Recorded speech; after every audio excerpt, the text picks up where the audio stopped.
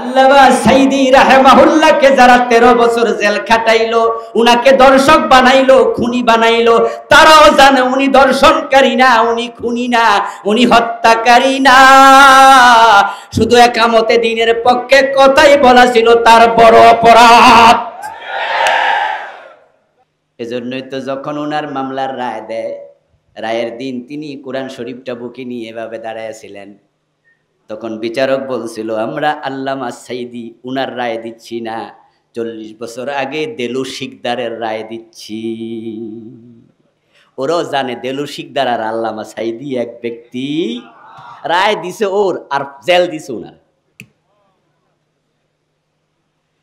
কারণ বাংলাদেশের রায় ফাঁসিগুলো বাংলাদেশ থেকে হয় নাই, এগুলো দিল্লি থেকে নিয়ন্ত্রিত হয়েছে। কারণ ইন্ডিয়া আমাদের জাতশত্রু, চরম শত্রু। ওই হিন্দুত্ববাদী ইন্ডিয়া তাদের রয়ের মাধ্যমে তারা দেখেছে, আমেরিকার সিআই হিসাব করে দেখেছে, ইসরায়েলের মোসাদ হিসাব করে দেখেছে, এক আল্লামা সাইদির কারণে এদেশে কোরআনের বিপ্লব হয়ে যেতে পারে।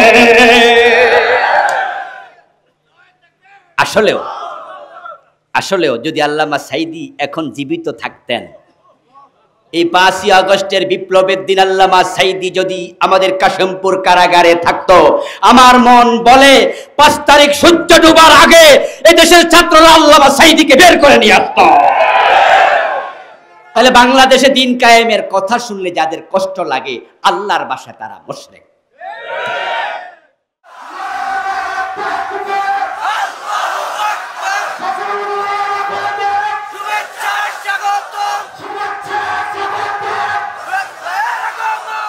আলহামদুলিল্লাহ নাহমাদুহু ওয়া নাস্তাঈনুহু ওয়া নাস্তাগফিরুহু ওয়া নাউযু বিল্লাহি মিন শুরুরি আনফুসিনা ওয়া মিন সাইয়্যাতি আমালিনা। من يهد الله فلا مضل له ومن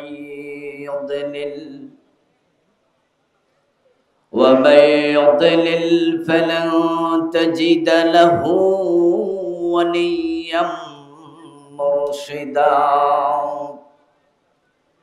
وأشهد أن لا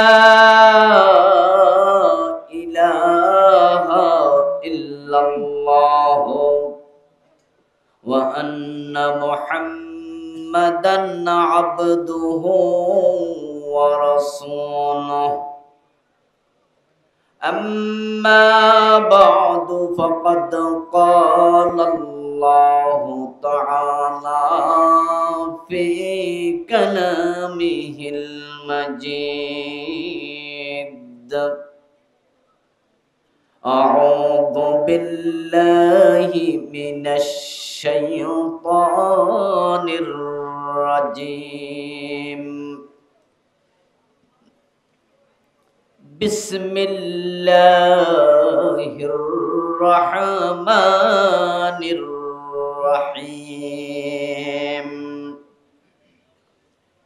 شرع لكم من الدين ما وصى به نوحا والذي أوحينا إليك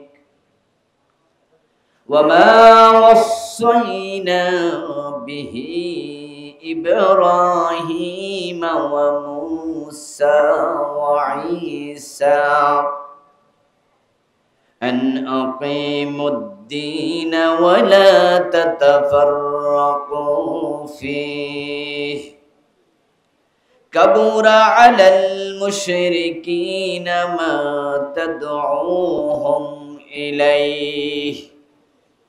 الله يجتبي إليه من يشاء ويهدي إليه من ينيب. قال النبي صلى الله عليه وسلم كانت بنو إسرائيل تسوسهم الأنبياء كلما هلك نبي خلفه نبي وإنه لا نبي بعدي أو كما قال النبي عليه الصلاة والسلام সকলে মেহেরবানি করে দুরূদ শরীফ পড়ুন আল্লাহুম্মা সাল্লি আলা মুহাম্মাদিন ওয়া আলা আলি মুহাম্মাদ কামা সাল্লাইতা আলা ইব্রাহিম ওয়া আলা আলি ইব্রাহিম ইন্নাকা হামিদুম মাজিদ আল্লাহুম্মা বারিক আলা মুহাম্মাদিন ওয়া আলা আলি মুহাম্মাদ كما باركت على إبراهيم وعلى آل إبراهيم اللهم صل وسلم وبارك عليه মাওলানা ওয়ারিস আলী মেমোরিয়াল ফাউন্ডেশনের উদ্যোগে আয়োজিত আজকের এই চমৎকার 3 দিন ব্যাপী তাফসীরুল কোরআন মাহফিলের সমাপনী দিবসের মুআজ্জাজ মুকাররম সম্মানিত সভাপতি বিশিষ্ট আলেমে দ্বীন বাংলাদেশ জামাত ইসলামী গাজীপুর জেলার সম্মানিত নায়েবে আমির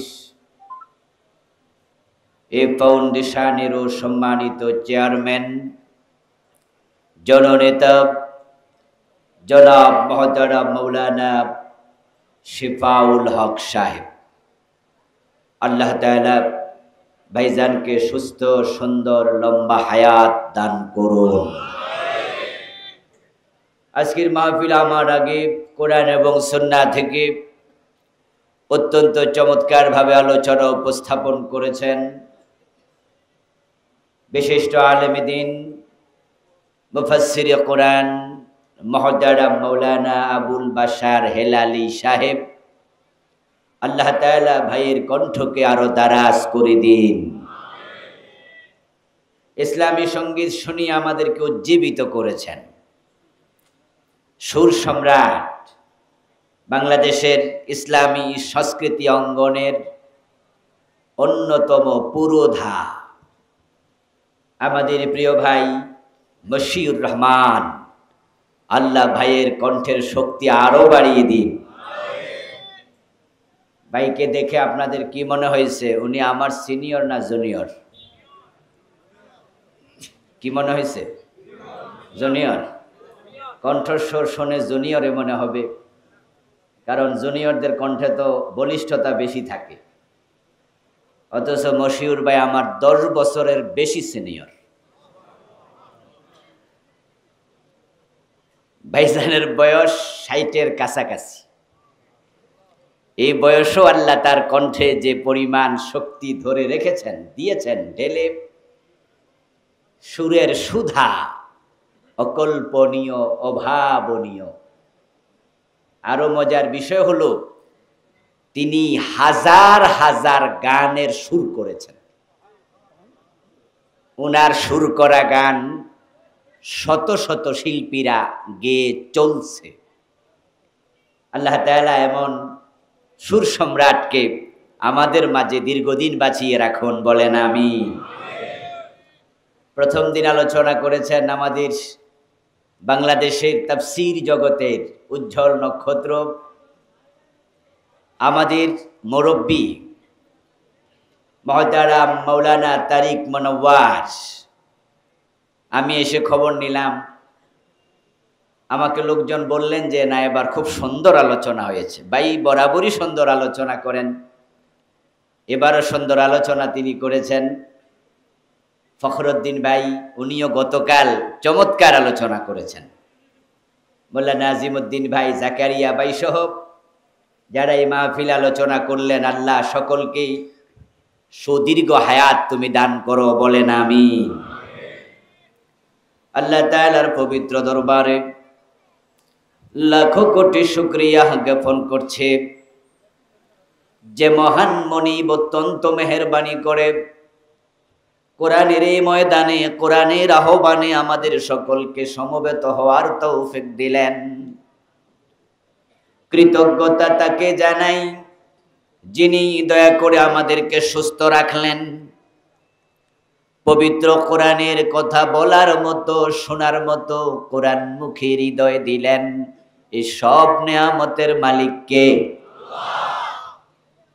সেজন্য আমরা আলোচনা শুরুতে মন প্রাণ উজাড় করে অন্তরের সবটুকুন শ্রদ্ধা এবং ভালোবাসা দিয়ে আমাদের মনিব আল্লাহ তাআলাকে শুকরিয়া জানাই, কৃতজ্ঞতা জানাই। সবাই মিলে জোরে জোরে একবার কালিমাতুশ শুকর পড়ি, আলহামদুলিল্লাহ।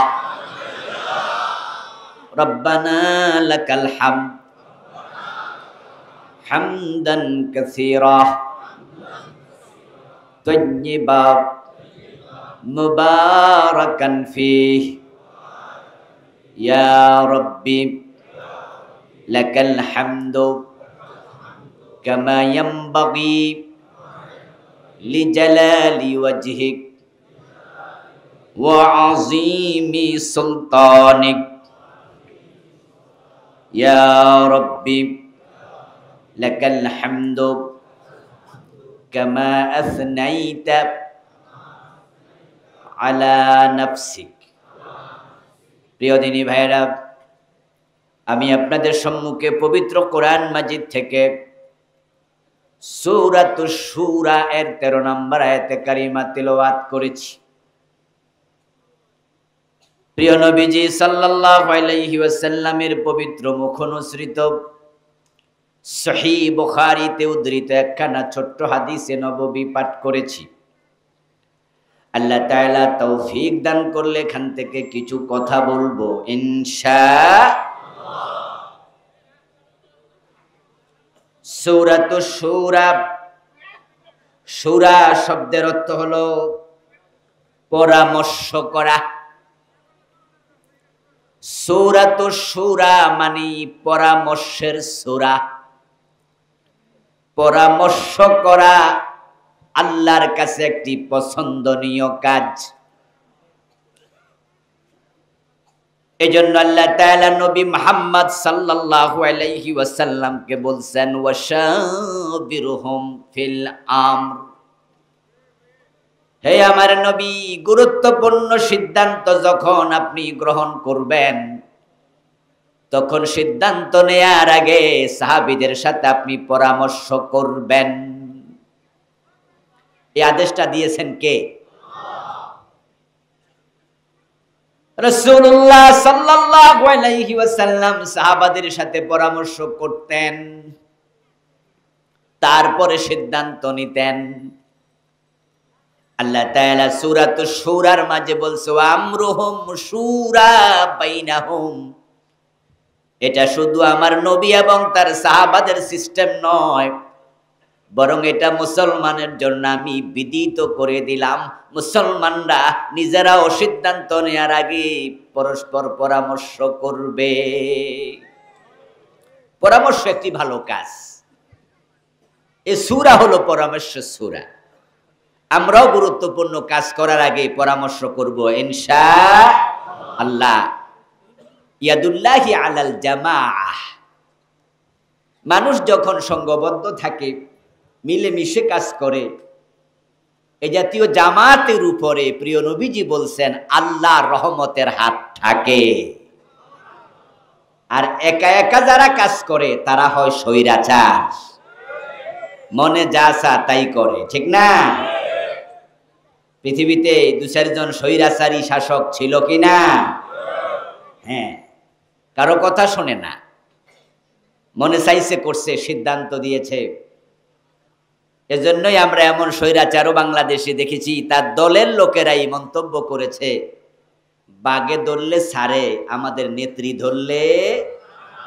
এমন কথা কি আপনাদের মনে আছে? এতটাই জঘন্য স্বৈরাচার, উনি ধরলে নাকি ছাড়েই না। আল্লাহর কাছে স্বৈরাচারী মনোভাব অপছন্দনীয়। এজন্য আল্লাহ প্রিয় নবীর মতো মহামানবকে বলছেন আপনি পরামর্শ করবেন। রাসূলুল্লাহ সাল্লাল্লাহু আলাইহি সাল্লাম যাদের সাথে পরামর্শ করতেন, উনার মজলিসে শুরার যারা সদস্য ছিল, বলুন তো সাহাবীদের মাঝে কি রাসূলের চেয়েও মেধাবী কেউ ছিলেন? বুদ্ধিমান কেউ ছিলেন? প্রজ্ঞাবান কেউ ছিলেন? উনার মতো উপস্থিত বুদ্ধি সম্পন্ন প্রত্যুত প্রণ্যমতিত্বা সম্পন্ন কেউ বেশি ছিলেন? যিনি সবচেয়ে বিচক্ষণ, সবচেয়ে বুদ্ধিমান, সবচেয়ে মেধাবী, সবচেয়ে জ্ঞানী, সবচেয়ে বেশি বোঝে, সাহেবুল ওয়াহি, আল্লাহ উনাকে বলতেছে পরামর্শ করেন। কারণ পরামর্শের উপরে রহমত থাকে কার? আল্লাহর।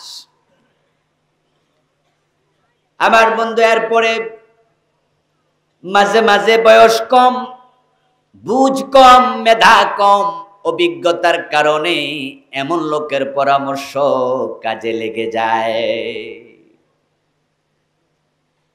5 পাস 6 পাস বয়স্ক মুরব্বী, MA পাস, BA পাস যুবক ছেলের চেয়েও তার অভিজ্ঞতা কম না বেশি? তার লেখাপড়া কম কিন্তু অভিজ্ঞতা বেশি। এজন্য বাংলায় একটা প্রবাদ আছে, বুদ্ধি নিও তার 3 মাথা। জানে দেখি পাবলিক, 3 মাথাওয়ালার কাছে বুদ্ধি নিও। 3 মাথাওয়ালা মানি যে ব্যক্তি এখন সোজা হয়ে আর বসতে পারে না, বয়সের বারে নুয়ে গেছে, তাই মাটিতে যখন বসে তখন 2 হাঁটুর কাছাকাছি তার মাথাটা নুয়ে যায়, মেরুদণ্ডটা বাঁকা হয়ে গেছে। হাঁটুর মাঝে 2 হাঁটুর মাথা কয়টা? আর এটা কয়টা? তাহলে বুড়া মিয়ার মাথা হইছে কয়টা? বুদ্ধি নিও তার 3 মাথা। প্রিয় নবীজি সাল্লাল্লাহু আলাইহি ওয়াসাল্লাম গুরুত্বপূর্ণ বিষয় সাহাবাদের থেকে বুদ্ধি নিতেন, পরামর্শ করতেন। সূরা শুরার ব্যাপারে কিছু কথা বলে তাফসীরে প্রবেশ করব। যুদ্ধ হবে গাজওয়াতুল আহজাব, খন্দকের যুদ্ধ। যারা বদরে পরাজিত হয়ে উহুদে প্রতিশোধ নিতে এসেছিল, কিন্তু উহুদেও বেশি সুবিধা করতে পারে নাই। 70 জন সাহাবীর শাহাদাতের পরে প্রিয় নবীর যখন দাঁত ভেঙে গেল, আল্লাহর হাবিবের মাথার হেলমেট ভেঙ্গে মাথার ভিতরে ঢুকে গেল, রাসূলুল্লাহ বেহুশ হয়ে গেলেন। সাহাবারা আবার একসাথ হয়ে প্রতিরোধ গড়ে তুলল। ওই অবস্থায় কাফেররাও চূড়ান্ত বিজয় পায় নাই, তারা পালাতে বাধ্য হয়েছিল।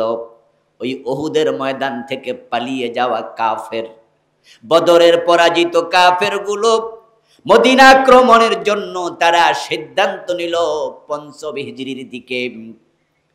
আর এখান দিয়া মদিনার কিছু ইহুদি মক্কার কুরাইশদের সাথে তলে তলে হাত মিলালো। মক্কার চারপাশের বেদুইন গুলো মক্কার মুশরিকদের সাথে একাত্ম হলো। তারা সবাই মিলে বলল এবার হবে সম্মিলিত যুদ্ধ। এজন্য এটার নাম গাজওয়াতুল আহজাব।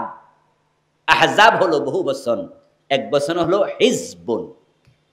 হিজবুন মানি দল, আহজাব মানি দল গুলো। কাফেরদের সম্মিলিত দল মদিনা আক্রমণ করবে শুনে প্রিয় নবীজি সাহাবায়ে কেরামকে সাথে নিয়ে বসলেন পরামর্শ করার জন্য, যুদ্ধটা কিভাবে মোকাবেলা করা যায়। সেখানে একজন বয়স্ক সাহাবী ছিলেন, তার নাম ছিল সালমান ফারসি রাদিয়াল্লাহু তাআলা আনহু। ওনার বয়স ছিল তখন 230 বছর। উনি হায়াত পেয়েছিলেন টোটাল 250 বছর। বয়স্ক সাহাবী প্রিয় নবীজিকে সালমান আল ফারসি রাদিয়াল্লাহু তাআলা আনহু পরামর্শ দিলেন, ও আল্লাহর নবী, মদিনার 3 দিকে পাহাড়ি ভূমি এবং 3 দিকে পাহাড়ি ভূমির ঢালুতে আছে খেজুর গাছের বাগান। গাজওয়ায়ে আহজাবে যারা আসবে, সম্মিলিত কাফেররা সংখ্যায় অনেক বেশি, তাই তারা পাহাড়ি ভূমি দিয়ে আসবে না। নিশ্চয়ই তারা যেই দিকটা খোলা আছে সেই দিকে ঢুকবে। আমার পরামর্শ হলো ওই দিকে খোলা ময়দানে গর্ত, পরিখা, খাল খনন করে ফেলুন, যেন তারা আসতে না পারে। সালমান আল ফারসি রাদিয়াল্লাহু তাআলা আনহুর পরামর্শ মোতাবেক প্রিয় নবী সিদ্ধান্ত নিয়ে নিলেন, ঠিক আছে। সাহাবাদের মাঝে তিনি ভাগ করে দিলেন 10 হাত গভীর, 10 হাত প্রশস্ত, 400 হাত দীর্ঘ একটা পরিখা খনন করো। আল্লাহর নবী নিজে গর্ত খননে পরিশ্রম শুরু করে দিলেন। পরিখা তৈরি হয়ে গেল। কাফেররা এসে তারা দেখে ঢুকবে কেমনে, বিশাল খাল। এখন 10 হাত তো লাফ দিয়ে পার হওয়া যায় না। আবার নিচে নামবে কেমনে, নামলে উঠবে কেমনে, সাথে কি মই আনছে নাকি? বুদ্ধি কত কাজে লাগলো। এবার খালের এই পাশে দাঁড়ায়া থাকে, মাঝে মাঝে তীর মির 2-4টা মারে। সাথে আনা খাবার শেষ, পানিও শেষ, রুটিও শেষ, খেজুরও শেষ। এখন কি হবে? কয়েকদিন পর হঠাৎ এক ধুলো জ্বর উঠলো সাইমম, তাবুগুলো ছিন্ন ভিন্ন হয়ে গেল। কাফেররা যুদ্ধ মুলতবি রেখে পালিয়ে গেল। বলা চলে বিনা যুদ্ধে মুসলমানদের বিজয় হয়ে গেল।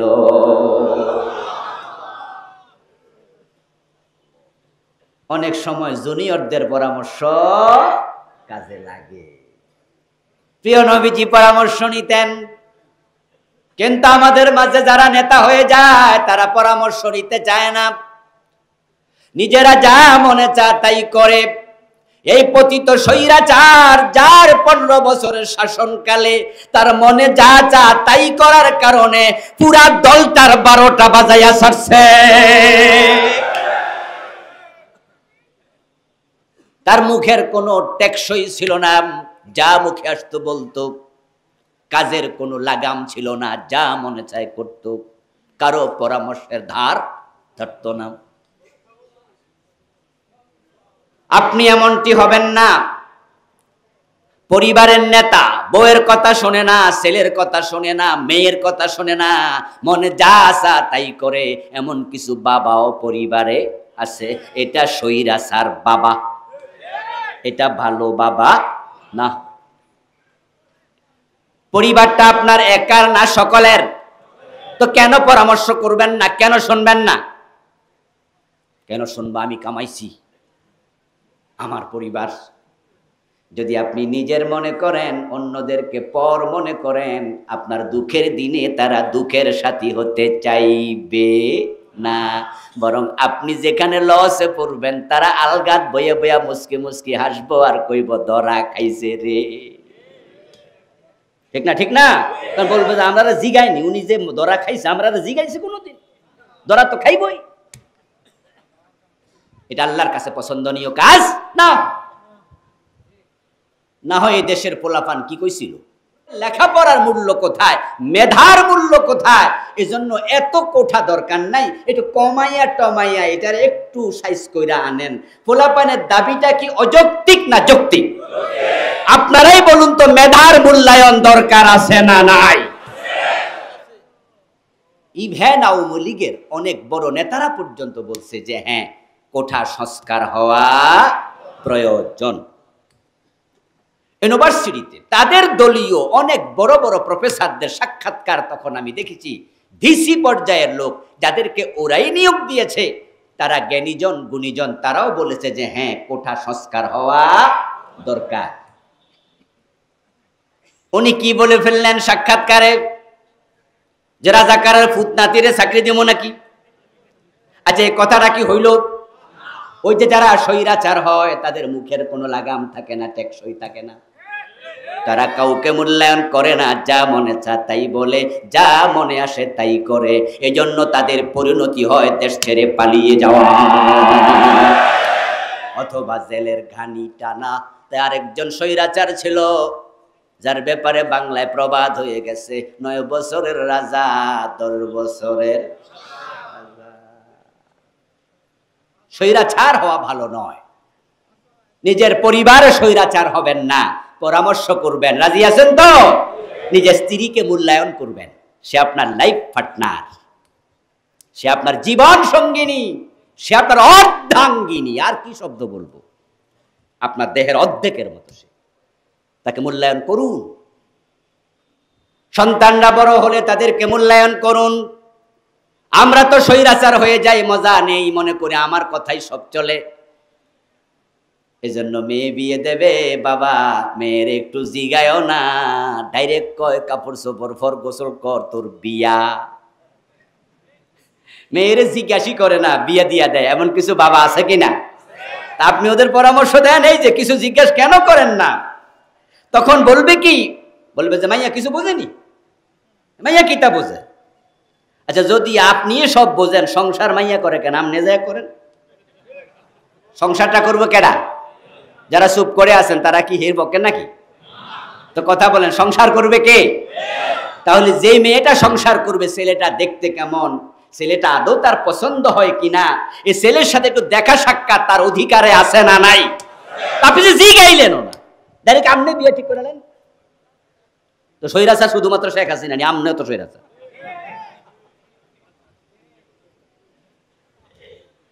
রাসূলুল্লাহর মতো মহামানব, মহাবিচক্ষণ, মহাজ্ঞানী, মহাপণ্ডিত বলতে থাকলে রাসূলুল্লাহর সিফাত বলে শেষ করা যাবে না। এমন মানুষটার মেয়ের বিয়ে, ফাতেমাতুজ জাহরার বিয়ের আগে প্রিয় নবী ফাতেমা রাদিয়াল্লাহু তাআলা আনহাকে ডাকলেন। ডেকে বলতেছেন, ফাতেমা তোমার বিয়ের জন্য প্রস্তাব এসেছে কয়েকটা। অমক প্রস্তাব পাঠাইছে, অমক পাঠাইছে, অমক পাঠাইছে, এভাবে নাম বলতে থাকলেন। শেষে বললেন, আলী প্রস্তাব পাঠাইছে। আলী বড় জ্ঞানী ছেলে, বড় বিচক্ষণ, বুদ্ধিমান, সুঠাম দেহের অধিকারী, দেখতে শুনতে অনেক সুন্দর, তুমি তো তাকে চিনোই। হযরত আলীর কিছু সিফাত রাসূল বলতে থাকলেন। ফাতেমা বুঝে নিলেন, আমার বাবা ৪-৫ জনের নাম কইছে, কারো প্রশংসা করলো না, আলীর প্রশংসা করছে। এতে বোঝা যায় বাবা আলীকেই পছন্দ করে। ফাতেমা রাদিয়াল্লাহু তাআলা আনহাও বললেন, বাবা আলীর ব্যাপারে যদি আপনার কোনো আপত্তি না থাকে, আমারও কোনো আপত্তি নাই। মহানবী যদি মেয়ের সাথে পরামর্শ করতে পারে, আপনি কেডা? আপনি তো কোনো সব আপনি বোঝেন, সব আপনি বোঝেন, এই কথা আপনি কোত্থেকে বলেন?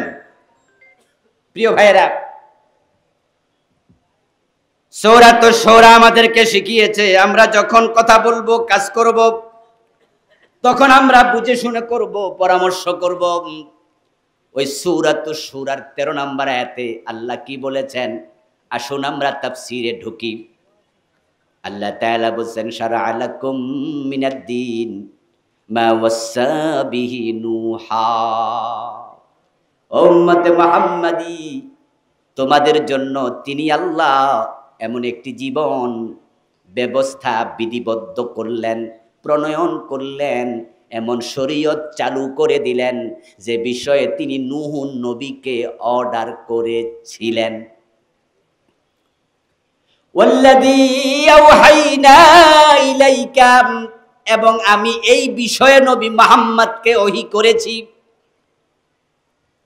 এরপর বলছে ওয়াসা বিহি ইব্রাহিম, মা ওয়াসাইনা বিহি ইব্রাহিম, এই বিষয়ে আমি ইব্রাহিমকে বলেছি।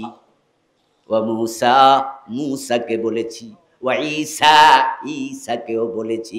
উম্মতে মুহাম্মাদি, এই বড় বড় নবীদের যে দায়িত্ব দিয়েছি, এই দায়িত্বটা আমি আল্লাহ তোমাদেরও দিয়েছি।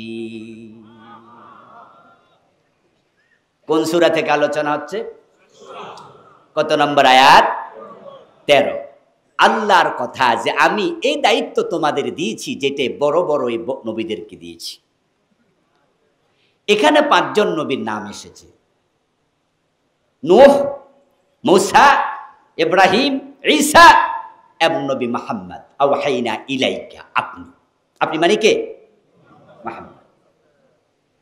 এই 5 জন নবীর আলোচনা আসলো।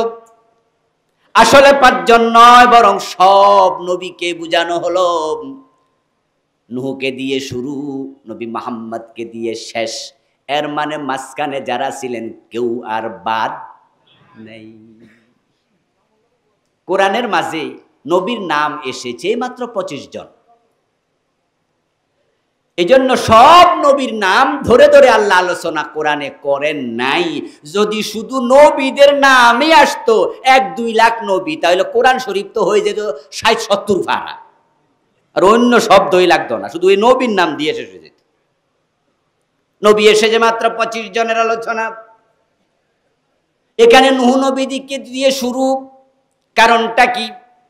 কারণ হলো নবী নূহ হলেন প্রথম নবী শারঈ। আল্লাহ নবীদেরকে যে শরীয়ত দিলেন, শরীয়ত শুরু করলেন নূহের মাধ্যমে। এর আগে নবী ছিল আদম, নবী ছিল শীস আলাইহিস সালাম। আদমকে বলা হয় নবী জেরাঈ। কি বলা হয়? শব্দ আলেমুলামা ভাইয়ের একটু আওয়াজ টাওয়াজ দিয়ে না, আর কি সবাই তো আর বুঝবে না। নবী জেরাঈ কি শব্দ? জেরা মানে শস্য, ক্ষেত খামার। নূহ নবী শারঈ, আদম হলেন নবী জেরাঈ। আল্লাহ আদমকে দিয়ে শরীয়ত প্রবর্তন করেননি, উনাকে কালেমা শিখিয়েছেন শুধু, আর বলেছেন সন্তানদেরকে কালেমা শিখাও। আর শিখাবে কেমনে ধান, পাট, গম উৎপাদন করে, কেমনে ভাত রাইন্দা খাওয়া লাগে, কেমনে মুরগি জবে করা লাগে, কেমনে ডিমটা ছিলা লাগে। বেঁচে থাকার জন্য খাবারের দরকার আছে কিনা? ও দোস্ত, খাবার যদি না খান বাঁচবেন কেমনে? না বাঁচলে ইবাদত কেমনে হবে? এই জন্য আল্লাহ তাআলা খাবারের কৌশল, খাবার উৎপাদনের কৌশল, খাওয়ার নিয়ম, এগুলো সব আদম নবীকে শিখাইছে। আর কেমনে ইসলাম মেনে চলা লাগবে এটা নূহ নবীকে দিয়ে শুরু করছে। আর নবীদের মাঝে যার শরীয়ত সবার শেষ, তিনি হলেন আমাদের নবী মুহাম্মাদুর রাসূলুল্লাহ। এজন্য উনার নাম এখানে আসছে, মাঝখানে কোনো নবী আর বাদ নেই। সব নবীর দায়িত্ব যেটা, উম্মতে মুহাম্মাদির দায়িত্ব সেটা বুঝতে হবে। সব নবী, সব আদম, নূহ, লূত, শুআয়ব, মূসা, ঈসা সহ যত নবী আছে সব নবীর দায়িত্ব সেটাই তোমাদেরকে দিয়েছি। বুঝতে হবে দায়িত্বটা ছোট মোটো কোনো দায়িত্ব নয়, বিশাল দায়িত্ব আপনাদের ঘাড়ে দিয়েছেন আল্লাহ। কিন্তু সবচেয়ে দুঃখজনক কথা কি জানেন? এদেশের অধিকাংশ মুসলমান এই মূল দায়িত্বের ব্যাপারে বেখবর, মানা তো দূরের কথা, এটা জানেই না। তারা শুনেছে নামাজ পড়া লাগবে, রোজা করা লাগবে, হজ করা লাগবে, যাকাত দেয়া লাগবে। ও প্রিয় ভাই, হ্যাঁ নামাজ, রোজা, হজ, যাকাত এগুলো তো লাগবেই, এগুলো তো লাগবেই। কিন্তু আল্লাহ তাআলা সূরা শুরার 13 নম্বর আয়াতে যেটা বলছেন, আসলটাই বাদ পড়ে গেছে। ওই আসলটা বাদ পড়ার কারণেই বাংলাদেশে নামাজ আছে, রোজা আছে, হজ আছে, যাকাত আছে, কিন্তু বাংলাদেশের অফিস আদালতে ইসলাম নাই। নামাজ, রোজা, হজ, যাকাত আলহামদুলিল্লাহ এগুলো সমাজে এখনো আছে, টুপি, দাড়ি, পায়জামা, পাঞ্জাবি এখনো আছে, তবে এই দেশে ইসলামটা নাই। 53 বছর বাংলাদেশের বয়স। বলুন তো 53 বছরে সংসদ ভবন একদিন কোরআন দিয়ে চলেছে? গণভবন চলেছে, বঙ্গভবন কোরআন দিয়ে চলেছে, মন্ত্রী পরিষদ চলেছে, সচিবালয় চলেছে কোরআন দিয়ে, অর্থনীতি চলেছে, সমাজনীতি চলেছে, শিক্ষানীতি চলেছে, রাজনীতি চলেছে, স্বরাষ্ট্রনীতি চলেছে, পররাষ্ট্রনীতি চলেছে। দেখেন অবস্থাটা, আসল জায়গাতে ইসলাম নাই। কারণ মানুষেরা নামাজ, রোজা, হজ, যাকাত ইসলাম মেনে বসে আছে, মনে করছে এটাই করলে জান্নাত। অথচ সব নবীর দায়িত্ব ছিল আন আকিমুদ্দিন, তোমরা দিন কায়েম করো, আসলটারই খবর নাই। সব নবী কাল্লে দায়িত্ব দিয়েছে দিন কায়েম করো। আমাদের দিনের নাম কি? মাশাআল্লাহ, একটু জোরে বলেন, দিনের নাম কি? আল্লাহর কাছে গ্রহণযোগ্য দিন কয়টা? ইন্নাদ-দীনা ইনদাল্লাহিল ইসলাম। দিন মানে তো ইসলাম। ফামান ইয়াবতাগি গায়রাল ইসলামি দীনা ফালান ইউকবালা মিনহু।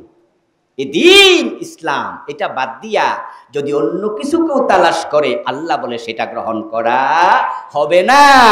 দিন ইসলাম দুই জিনিস না এক জিনিস? এক জিনিস।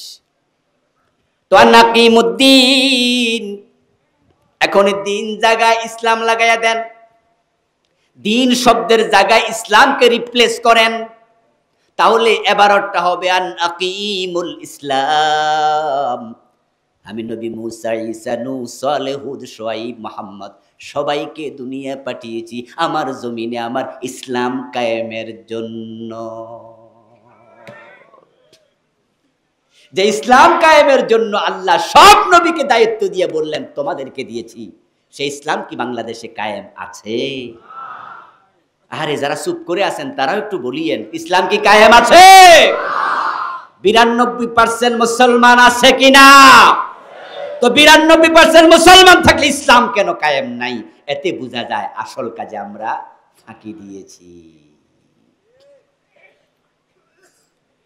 ইসলাম কায়েম না থাকার কারণে ইসলাম মানা কঠিন। আল্লাহ তাআলা এবার কি বলছেন দেখুন, দিন কায়েম করো, তারপরে এবার বলছে ওয়ালা তাতাফাররাকু ফি, এবং ইসলাম কায়েমের ব্যাপারে কোনো মতবিরোধ করিও না। কত শক্ত কথা!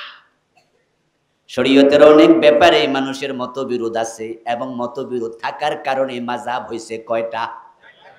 মাযহাব কয়টা? মতবিরোধের কারণে মাযহাব হয়ে গেল 4টি, এবং মতবিরোধকে আমরাও গ্রহণ করি। শরীয়ত বলে হতে পারে, হতে পারে, হতে পারে। ইমাম সাহেবের কাছে গিয়ে কেউ প্রশ্ন করলো, হুজুর আজকে মাগরিবের নামাজে দেখলাম আপনার মসজিদে 2-4 জন ভাই জোরে আমিন কইছে। হুজুর আমরা তো জোরে আমিন বলি না, সবাই মিলে আস্তে আস্তে আমিন কই। আজকে যে 3-4 জনে আমিন কইয়া লাইলো, হুজুর তাদের নামাজ তো বাদ হইছে, ঠিক না? হুজুর মুস্কি হাসি দিয়া বলবে, আরে না মিয়া, জোরে আমিনের হাদিস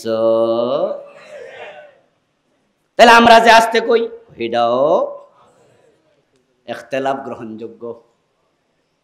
কেউ হাত বাঁধলো বুকের ওপর, কেউ বাঁধলো নাভির নিচে। মক্কায় যারা যাবেন, মক্কা মদিনায় গেলে এগুলো খুব দেখা যায়। আপনার পাশে একজন দাঁড়ায় আছে, হাত বুকের উপর এমনে বাঁধছে, আরেকজন এমনে, আরেকজন দেখবেন আল্লাহু আকবার বাঁধে নাই। আচ্ছা, যদি কাবা শরীফের ইমামের কাছে যাইয়া কেউ প্রশ্ন করে, হুজুর কি শুরু হইল? আমরা তো বাংলাদেশে সবাই নাভির নিচে বাঁধি, কিন্তু আপনার মক্কায় আইয়া দেখলাম কি এ বেড়া তো বানলই না, আর ও বেড়া বুকের উপরে, হুজুর নামাজ ওদের ঠিক আছে নি না বাদ? হুজুরও মুস্কি হাসি দিয়ে বলবেন, বাদুক বাদুক, বুকের উপর হাদিস আছে, নাভির নিচেও আছে, নাভির উপরেও আছে, ইখতিলাফ গ্রহণযোগ্য। কিন্তু বন্ধু দিন কায়েম করো, এ বিষয়ে ইখতিলাফ করতে মানা করছে কে? একটা বিষয় কঠিন, ইখতিলাফ করা যাবে না। তুমি দিন কায়েম করতে বাধ্য। এবার বলতেছে কাবুরা আলাল মুশরিকিনা মা তাদউহুম ইলাইহি। ও মুসলমানেরা, তোমরা যে দিন কায়েমের কথা বলবা, যারা মুশরিক তাদের কাছে দাওয়াতটা মোটেও পছন্দ হবে না। কে বলেছেন? আমি এখানে অনুবাদ বলতেছি মাত্র, সামান্য একটু ব্যাখ্যা করতেছি, আর বেশি না। কাবুরা আলাল মুশরিকিনা, মুশরিকদের কাছে এটা বড় অসহনীয়, কষ্টকর। মা তাদউহুম ইলাইহি, তাদেরকে তোমরা যে দিন কায়েমের দিকে ডাকছো, এটা তাদের কাছে ভালো লাগে না, অসহনীয়। কথাটা কার? এই ভাইরা বলেন না কার? তাহলে বাংলাদেশে দিন কায়েমের কথা শুনলে যাদের কষ্ট লাগে, আল্লাহর ভাষায় তারা মুশরিক। কাবুরা আলাল মুশরিকিন, মুশরিকদের কাছে এটা ভালো লাগবে না। আচ্ছা, দিন কায়েমের কথা বলার কারণে ইমামের চাকরি চলে গেছে, এমন ঘটনা কি বাংলাদেশে আছে না নাই? দিন কায়েমের কথা বলাতে হুজুরদের জেলে দিয়া দিছে, এমন ঘটনা আছে না নাই? আল্লাহর আইন দিন কায়েমের কথা বলাতে বক্তার সামনে মাইক কেড়ে নিয়ে গেছে, এমন ঘটনা আছে না নাই? আচ্ছা, এবার আপনার কাছে প্রশ্ন, মসজিদে হুজুর দিন কায়েমের কথা বলছে, হুজুরের চাকরি চলে গেছে। আচ্ছা, হুজুর যে দিন কায়েমের ওয়াজ করছে, এটা বেনামাজি যারা, এরা তো হুনারই কথা না, কারণ এরা তো মসজিদে আসেই নাই। তাহলে ফেস্টা লাগাইছে কি বেনামাজিরা না নামাজিরা? হ্যাঁ, নামাজিদের মাঝে মসজিদে কিছু লোক বসে আছে দিন কায়েমের ওয়াজ করাতে, এরাই পরের দিন চা দোকানে বইয়া অথবা আসরের টাইমে শুরু করে দিছে। এই হুজুর তো বেশি সুবিধার হুজুর। এলাকায় যে নাস্তিক আছে, মুরতাদ আছে, জালেম আছে, ওদের কাছে গিয়ে এই নামাজি যে বিচার মারছে, হুজুর ভাই শুনছেন নি আজকে হুজুরে কি ওয়াজ করছে? এই হুজুর তো ডাইরেক্ট রাজনীতি ঢুকাই দিছে মসজিদে। যারা নাস্তিক তারা তো মসজিদে আসে না, যারা খারাপ মানুষ তারা তো নামাজেই আসে না। পেস্ট লাগাইছে কিছু নামাজি, পেস লাগাইছে কিছু হাজি, পেস লাগাইছে কিছু গাজী। হুজুরের সামনে থেকে যে মাইক কাইরা নিছে, ওই বেড়া তো মাহফিল উপস্থিত হইয়া তারপরে কাইরা নিছে। যারা বেশি খারাপ গাজুটি, যারা মদখোর, তারা তো মাহফিলে আসে না। এতে বোঝা যায় সব নামাজি ভালো না। ওই নামাজিদের মাঝে দিন কায়েম সহ্য যারা করে না, ওই সে নামাজি, তবে মুশরিক নামাজি। দিন কায়েমের কথা শুনলে আজকের এই মাহফিলের মাঝেও মানুষ দুভাগে বিভক্ত। একদল আপনারা জি বলছেন, হ্যাঁ বলছেন, মজা লাগছে, ঠিক আরেক দল আছে চুপ করে আছে, কয় যে দেখি আর কতক্ষণ থাকতে পারি। আইছিলাম হুজুর যদি নামাজ টামাজের ওয়াজ করতো, জিকির টিকিরের কথা কইতো, বা কিছু জিকির টিকির কলপটা পরিষ্কার করে দিত, তাহলে না ওয়াজটা সফল হতো। কিন্তু উনিও দেশ সারাক্ষণ শুধু রাজনীতি আর রাজনীতি। নামাজের মাঝে রাজনীতি পায় না, রোজার মাঝে রাজনীতি খোঁজে না, হজের মাঝে রাজনীতি খোঁজে না। হুজুর হজের ওয়াজ করেছে ঠিক ওয়াজ, নামাজের ওয়াজ করেছে ভালো ওয়াজ, জাকাতের ওয়াজ করেছে সলিড ওয়াজ, দিন কায়েমের কথা বলেছে ওয়াজ না, এটা রাজনীতি। অথচ যেই আল্লাহ নামাজের কথা বলেছে, রোজার কথা বলেছে, দিন কায়েমের কথা সে আল্লাহই বলেছে। আল্লাহর কথাতে দোষ ধরলে ঈমান থাকবে না, চলে যাবে বেঈমান। ও ভাই, ইমাম আবু হানিফা রাহিমাহুল্লাহ বলেছেন, আল ঈমান হুয়া তাসদীকু বিল জিনানি ফাকাত। এই মাইকের আওয়াজ বাড়ায় দাও।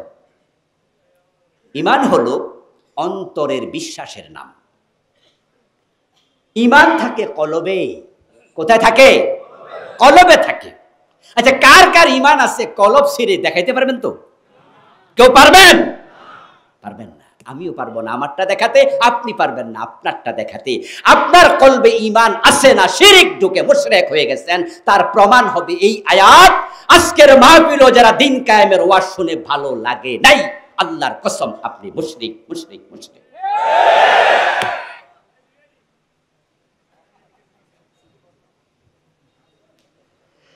কাবুরা আলাল মুশরিকিনা মা তাদউহুম ইলাইহি। আমার আল্লাহ কয়, যাদের কলবে শিরিক আছে, যারা মুশরিক, তোমরা যে দিন কায়েমের ওয়াজ করো, এটা তাদের কাছে মজা লাগে না। এবার বলতে হবে আওয়াজ দিয়ে, গত 15 বছরে দিন কায়েমের পক্ষের লোকদেরকে যারা জেল খাটাইছে, তাদের খবর কি? কি খবর এবার বুঝা নেন। আল্লামা সাইদি রাহিমাহুল্লাহকে যারা 13 বছর জেল খাটাইলো, উনাকে দর্শক বানাইলো, খুনি বানাইলো, তারাও জানে উনি দর্শনকারী না, উনি খুনি না, উনি হত্যাকারী না। শুধু একামতে দিনের পক্ষে কথাই বলা ছিল তার বড় অপরাধ।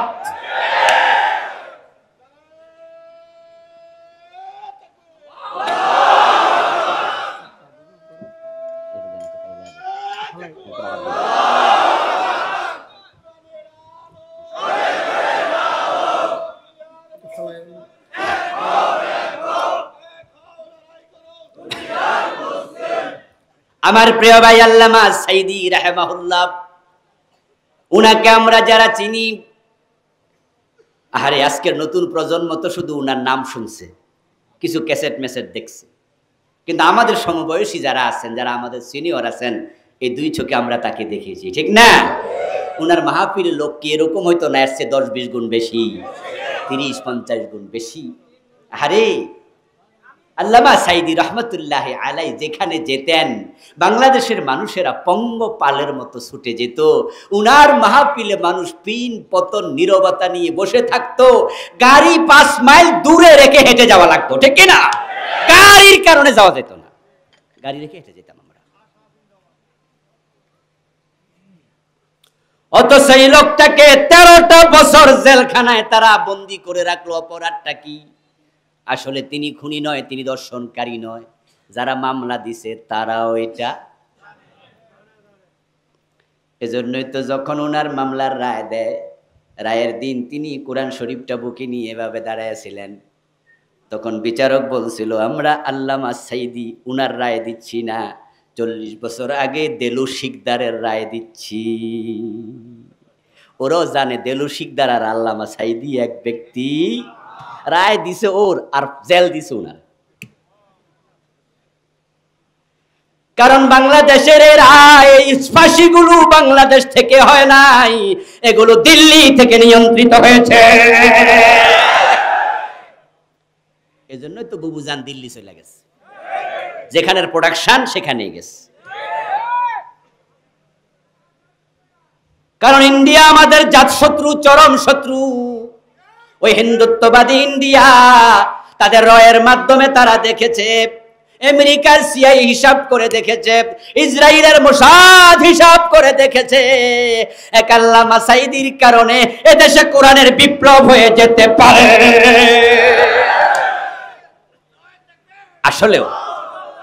আসলেও যদি আল্লামা সাইদি এখন জীবিত থাকতেন, এই 5ই আগস্টের বিপ্লবের দিন আল্লামা সাইদি যদি আমাদের কাশিমপুর কারাগারে থাকতো, আমার মন বলে 5 তারিখ সূর্য ডুবার আগে এই দেশের ছাত্ররা আল্লামা সাইদিকে বের করে নিয়ে আসতো।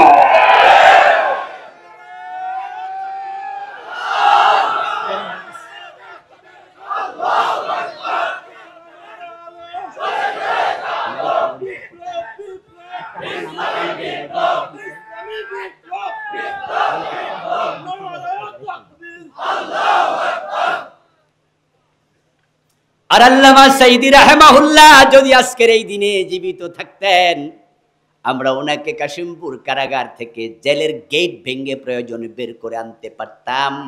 আর উনি এসে যদি ইসলামের পক্ষে একটা ডাক দিত, বাংলাদেশে 5 তারিখ ইসলামের বিপ্লব হয়ে যেত।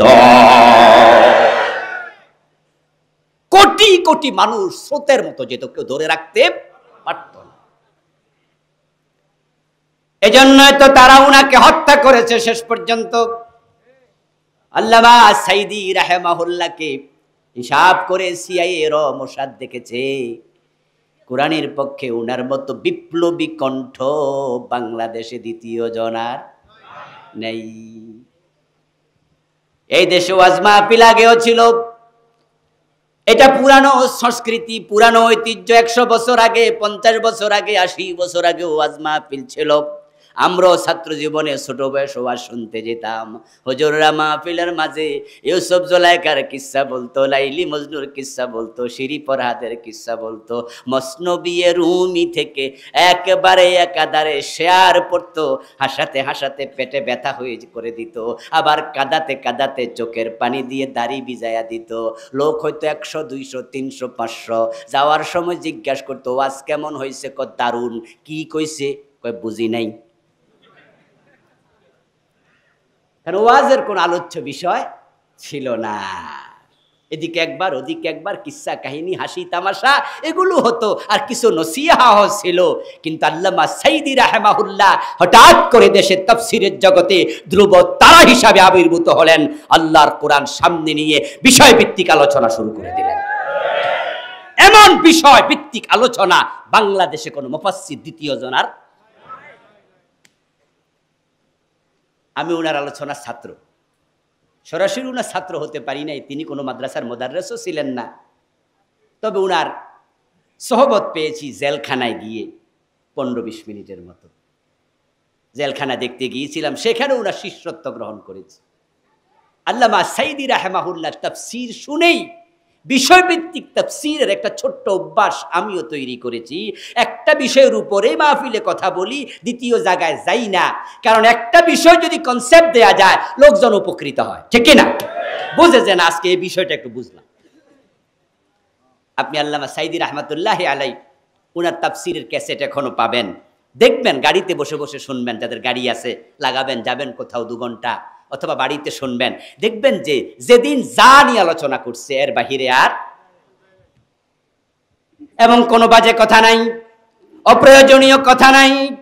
এত চমৎকার সুর, এত চমৎকার বাচনভঙ্গি, এত চমৎকার শব্দ চয়ন, যত কথা শক্তই বলুক, কখনো কাউকে গালি দিয়া অশ্লীল শব্দ ব্যবহার করেন নাই। উনার কোরআনের তাফসীরের এত প্রভাব ছিল, 200-500 নয়, লাখ লাখ মানুষ আসতো আজকের এই মাহফিল। অনেকেই আমার আলোচনা 10 বছর এই কাপাসিয়া তো শোনেন নাই, কিন্তু ইউটিউবে শুনে ফেলছেন, অনেকে ঘরে বসে ভিডিওতে দেখে ফেলছেন, এখন ফেসবুক আছে। কিন্তু আল্লামা সাইদি যখন তাম দুনিয়ায় বিখ্যাত, তখন ফেসবুক ছিল নাকি? আজকের এই দিনে যদি তিনি তাফসীরের জগতে থাকতেন, তাহলে বাংলাদেশের কোনো মাঠে উপস্থিতি জায়গা দেয়া যেত না। ওরা হিসাব করে দেখেছে, কোরআনের আকর্ষণে দুর্বার গতিতে এই দেশের লাখ লাখ মানুষ যার সামনে চলে যায়, এবং যারা উনার মাহফিলে যেত শতকরা 90 জন ছিল ইউনিভার্সিটি কলেজের স্কুলের ছাত্র যুবক। আর যেই জাতির যুবকেরা কোরআনের পক্ষে এসে যায়, ওই দেশে কোরআনের বিপ্লব ঠেকানো যায় না। তাই যারা দিন কায়েম পছন্দ করে না, তারা এই নির্দোষ মানুষটাকে দর্শনকারী বানায়া জেলে ঢুকায়া রাখছে।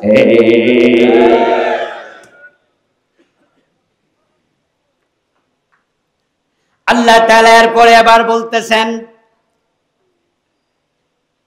আল্লাহু ইয়াজতাবি ইলাইহি মান ইয়াশা।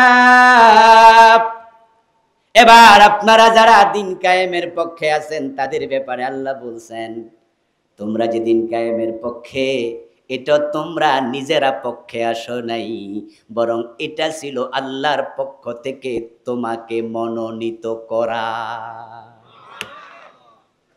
আল্লাহু ইয়াজতাবি ইলাইহি মান ইয়াশা। দিন কায়েমের পক্ষে কথা বলা, দিন কায়েমের পক্ষে চলতে পারা, আল্লাহ বলে এটা আমি তারে নির্বাচিত করছি। সুবহানাল্লাহ পড়ে। এটা আল্লাহর নির্বাচন, এটা সত্য সত্য সত্য। আল্লাহর কথা মিথ্যা হয় না।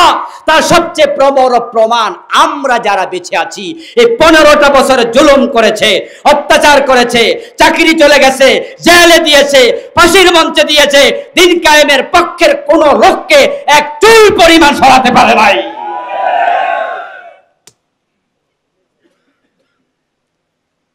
দিন কায়েমের পক্ষে কথা বলার কারণে আপনাদের এই কাপাসিয়াতে আমিও তো 8-10 বছর আসতে পারি না।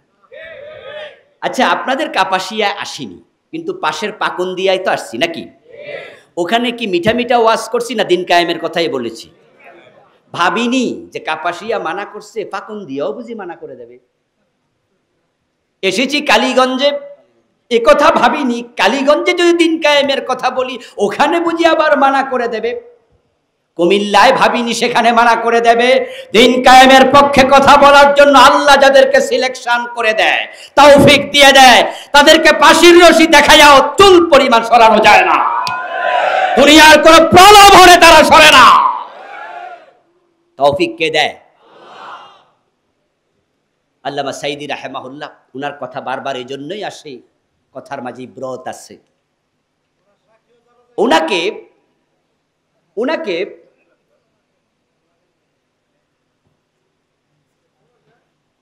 আমার প্রিয় ভাইয়েরা, আল্লামা সাইদি রাহিমাহুল্লাহকে জেলখানায় প্রস্তাব দেয়া হয়েছিল যে আপনি যদি ওই দল না করেন, ওই দল ছাড়তে রাজি হন, তাহলে আপনাকে আমরা ছেড়ে দেব।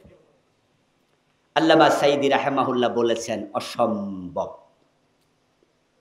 আমার জেলখানাই ভালো।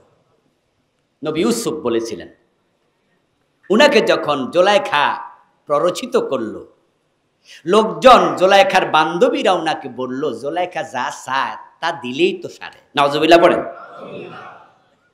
জুলাইখা ঘরের দরজা বন্ধ করে বলছে গাল্লাকাতিল আবওয়াবা ফাকালাত হাইতা লাক। ঘরের দরজা বন্ধ করে জুলাইখা বলে কাছে আসো। ইউসুফ নবী যদি দৌড় মাইরা জুলাইখার উপরে ঝাঁপাইয়া পড়তো, কাছে যাইতো, তাহলে জেলে দিত না দুধ কলা খাওয়াইতো? বরং বলতো যে শরীরে শক্তি মুক্তি যেন আর একটু বাড়ে, এই জন্য দুধ 1 কেজি জায়গায় 2 কেজি খাওয়াইতো। ইউসুফ নবী কি তার কথা সাড়া দিছে না দরজা দিয়ে বের হয়ে গেছে? তার সাথে নারাজ, অসম্ভব। নবী ইউসুফ বলেছিলেন আমার জন্য জেলখানাই। উনি যখন রাজি হন নাই, ওনার ছেলে শামীম সাইদি ভাইকে ডেকে নিল। শামীম সাইদি ভাই আমাকে বললেন, আমি ওনাকে জিজ্ঞাসা করেছিলাম, লোকমে কো শুনি আল্লামা সাইদিকে প্রস্তাব দেয়া হয়েছিল, কথাটা কতটুকু সত্য? তখন শামীম ভাই আমাকে বললেন যে সত্য। বাবা যখন বলেছে অসম্ভব, তখন তারা ডিবি অফিসে আমাকেও নিয়েছে, এবং ডিবি অফিসে তারা নিয়েছে কামালউদ্দিন জাফরি হাফেজাহুল্লাহকে। বলল ওনাকে আর আমাকে নিয়ে তারা বলল যে হুজুরকে বলেছি, হুজুর যেন ওই দল আর না করে, আমরা হুজুরকে ছেড়ে দেব। উনি তো রাজি হয় না, তো আপনারে ডেকে আনছি, আপনি ওনার বড় ছেলে, আপনি একটু বুঝান, আপনার বাবারে আপনি রাজি করতে পারলে আমরা ছেড়ে দেব। কথাটা কি ডিবি অফিসারদের আসলে না উপর থেকে আইছে? শামীম ভাইকে আমি বললাম, তা আপনি কি জবাব দিলেন? উনি বলে আমি মুখের উপর বলে দিলাম, এই কথা আপনাদেরটা আপনারা আবার কোন, আমার পক্ষে বাবাকে এটা বলা সম্ভব। কিভাবে আমি বলি? আমি তো জানি আমি এমন এক লোকের সন্তান, আমার বাবা ফাঁসির মঞ্চে যেতে রাজি হয়ে যাবে, ইসলামী আন্দোলন থেকে এক চুল পরিমাণ সত্যে রাজি হবে না। জাফরি ওস্তাদ একই জবাব দিলেন যে আপনি তো উনার ব্যয় আপনি বুঝান, আমরা পারবো না, আপনারা বুঝান, আমি কইতে পারবো না। আল্লাহ তাআলা যে বলেন আল্লাহু ইয়াজতাবি ইলাইহি মান ইয়াশা, আল্লাহ যাকে পছন্দ করে দিন কায়েমের জন্য শুধু তাকেই কবুল করে। আল্লাহর পছন্দের তালিকায় আসতে রাজি আছেন না নাই? রাজি আছেন? আল্লাহকে আপনি বলেন যে আল্লাহ তোমার জমিনে দিন কায়েমের জন্য আমারও তুমি কবুল করো। আপনি হাসরের ময়দানে আল্লাহরে বলে দিবেন যে আল্লাহ তোমার দিন কায়েম আমার উপর ফরজ ছিল, তুমি এটা দায়িত্ব দিয়েছিলে সব নবীকে, উম্মতে মুহাম্মাদীকে। আমি তো এই কাজ করতে পারিনি, কারণ আমার কাছে দিন কায়েমের কোনো নেতা দাওয়াত নিয়ে আসেইনি, এই জন্য আমি করিনি। আল্লাহ বলবো ও আচ্ছা, জান্নাতে চলে যাও। এত সোজা? আল্লাহ বলবেন তোমার নিকট আরেকজন দাওয়াত নিয়ে আসতে হবে। কেন? কোরআন শিখা তোমার জন্য আমি কি ফরজ করি নাই? তুমি কোরআন পড়লে তো জানতে আমি দিন কায়েম করার জন্য সারা আলাকুম বলে সবাইকে দায়িত্ব দিয়েছি। সুতরাং বাংলাদেশে যত পীর আছে, যত আলেম আছে, যত মাওলানা আছে, যত খতিব আছে, যত হুজুর আছে, যত নামাজি আছে, যত হাজি আছে, গাজী আছে, সবার জন্য দিন কায়েমের আন্দোলনে কর্মী হওয়া আল্লাহ ফরজ বানাইছে। সারা আলাকুম, সারা আলাকুম, এটা আল্লাহর অর্ডার। আপনি আল্লাহর কাছে চেয়ে নেন, কতদিন রাব্বির হামহুমা কামা রাব্বায়ানি সগীরা বলে মা বাবার জন্য রহমত চাইছেন, রাব্বিগফিরলি বলে নিজের জন্য ক্ষমা প্রার্থনা করেছেন, রব্বানা হাবলানা মিন আজওয়াজিনা ওয়া যুররিয়াতিনা কুররাতা আয়ুন বলে আল্লাহর কাছে উত্তম ছেলে উত্তম স্ত্রী চেয়েছেন, সম্পদ চেয়েছেন, রব্বানা আতিনা ফিদ দুনিয়া হাসানা ওয়া ফিল আখিরাতি হাসানা বলে আল্লাহর কাছে দুনিয়া আখিরাতে কল্যাণ চেয়েছেন। যেদিন কায়েম করা ফরজ, আল্লাহ যাদেরকে পছন্দ করে তাদেরকে কাজ করায়। আল্লাহর পছন্দনী হইয়া দিন কায়েমের জন্য কর্মী হওয়ার জন্য দোয়া আল্লাহর কাছে কয়দিন করেছেন?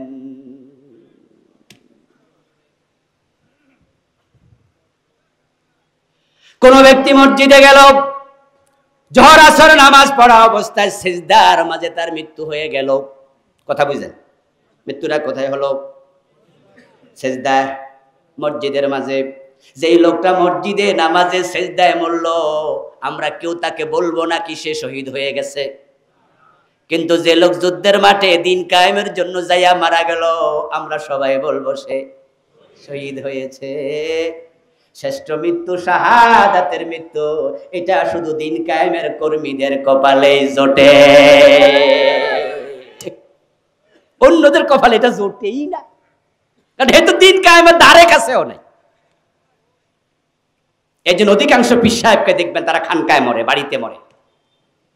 যেই সমস্ত আলেম ওলামারা দিন কায়েমের সাথে নাই, অধিকাংশ বাড়িতে মরে, হাসপাতালে মরে, খানকায় মরে। আর যারাই শহীদ হয়েছে দিন কায়েমের আন্দোলনে গিয়ে শাহাদাত বরণ করে, তাদের ফাঁসি হয়, তাদের জেলখানায় মৃত্যু হয়, রাস্তায় গুলি করে মারা হয়। ফারুক আজম ওমর রাদিয়াল্লাহু তাআলা আনহু আল্লাহর কাছে দোয়া করতেন, আল্লাহুম্মা রযুকনি শাহাদাতান ফি সাবিলিক ওয়াজআল মাউতি ফি বালাদি রাসূলিক। ও আল্লাহ, আমি ওমরকে তুমি তোমার পথে শহীদ হিসাবে কবুল করো। ওমর দোয়া করতেন শাহাদাতের দোয়া। আপনি কয়দিন দোয়া করছেন? আপনি কয়দিন দোয়া করছেন?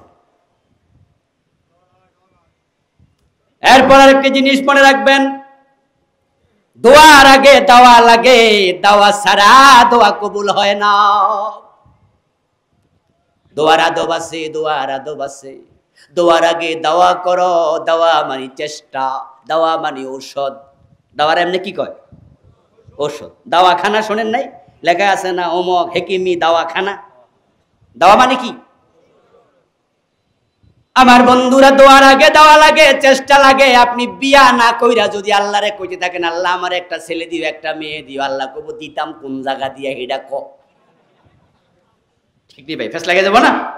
আরে আপনি আগে বিয়া করেন না, কইরা বললো গে এবার থাকেন, এবার আপনি এবার বলেন আল্লাহ আমার একটা নেক্সট সন্তান। আল্লাহ কই এখন ঠিকঠাক দোয়া হয়েছে, আগে দেওয়া পরে। ক্ষেতের মাঝে ফসল না লাগাই আপনি বলেন আল্লাহ ফসলে বরকত দাও, আল্লাহ কয় ফসলে তো নাই বরকত, কি ডাকো। আপনি যে বললেন আল্লাহ আমারে শহীদ করো, আজকে ওমরে দোয়া শুই না, আপনিও দোয়া শুরু করলেন আল্লাহ আমারে শহীদ করো। আল্লাহ কইব তুই তো একামতে দিনের কামে করস না, তোরে শহীদটা দিতাম কেমনে। এই জন্য শাহাদাত যদি চান, দিন কায়েমের আন্দোলনের কর্মী হওয়া দরকার আছে না নাই? আল্লাহ খুশি হইয়া এ পুরস্কার দিয়ে দেবে। আল্লাহর কাছে আমরা দোয়া করি, আল্লাহ তুমি আমাদেরকে শহীদ হিসাবে কবুল করো। আল্লাহর শ্রেষ্ঠ হাদিয়া শাহাদাত, শাহাদাত, শাহাদাত। শাহাদাতের সে শ্রেষ্ঠ কোন হাদিয়া আর ইমানের পরে নাই। শহীদদের সম্মান দেখে কিয়ামতের দিন নবীরা পর্যন্ত গিপ্তা করবে, ঈর্ষা করবে যে নবীরা শাহাদাত পায়নি। শহীদদের সম্মান দেখে নবীরা বলবে আমি কেন শহীদ হলাম না। আর ইসলামী আন্দোলনের কর্মী ছাড়া, দিন কায়েমের কর্মী ছাড়া কেউ শহীদ হয় না। কারণ যে রোজা রাখতে রাখতে মরে যায়, আচ্ছা রোজা রাখা যদি কেউ মরে যায় দুপুর বেলায়, আমরা কি শহীদ কমু? আচ্ছা হজ করতে গিয়ে মরে গেলে শহীদ কমু? মসজিদে নামাজে মরলে শহীদ কমু? শহীদ ভিন্ন জিনিস, যেটা একামতে দিনের সাথে সম্পৃক্ত। আসল জিনিস একামতে দিন। এরপর আল্লাহ তাআলা বলেন ওয়ায়াদি ইলাইহি মান ইয়াশা, আল্লাহ এই পথে শুধুমাত্র তাকেই নিয়ে, ওয়ায়াদি ইলাইহি মান ইউনিব, আল্লাহ দিন কায়েমের রাস্তায় শুধুমাত্র ওই ব্যক্তিকে পথ দেখায় যে লোকটা আল্লাহর পথে চলতে রাজি হয়ে গেছে। আসেন এবার আমরা ছোট্ট একটু ব্যাখ্যা করব, না করলে আবার বুঝে আসবে না যে দিন কায়েম কেমনে হয়। এতক্ষণ পর্যন্ত আলোচনায় আশা করি একটি বিষয় বুঝতে পেরেছেন যে দিন কায়েম করা আমাদের দায়িত্বের অন্তর্গত আছে না নাই? দিন কায়েম করার জন্য আদেশ করেছেন কে? এখন দিন কায়েম মানে এটা কি? দিন কায়েম মানে হলো, দিন বুঝে বলছেন ইসলাম, কায়েম মানে প্রতিষ্ঠা। এই যে আমাদের এখানে প্যান্ডেল, মাথার উপরে সামিয়ানা, আজ থেকে 4 দিন 5 দিন আগে ঠিক এরকমই কি ছিল না বাঁশগুলো শোয়া ছিল? ইয়েস, 7-8 দিন আগ থেকে কাজ শুরু হয়েছে। এখানে যাদেরকে এই প্যান্ডেল কায়েমের দায়িত্ব দেয়া হয়েছে তারা ঠিক আরেক জায়গায় এটা এরকম করে দাঁড় করাইয়া দইরাই নাচ দিয়ে দিছে। এটা বিচ্ছিন্ন ছিল, এগুলো বিচ্ছিন্ন ছিল। কাপড় এক জায়গায় ছিল, বাঁশ এক জায়গায় ছিল, লাইটার এক জায়গায় ছিল, রশি আর এক জায়গায় ছিল, এলোমেলো ছিল। সবগুলোকে এক জায়গায় এইভাবে করা হয়নি।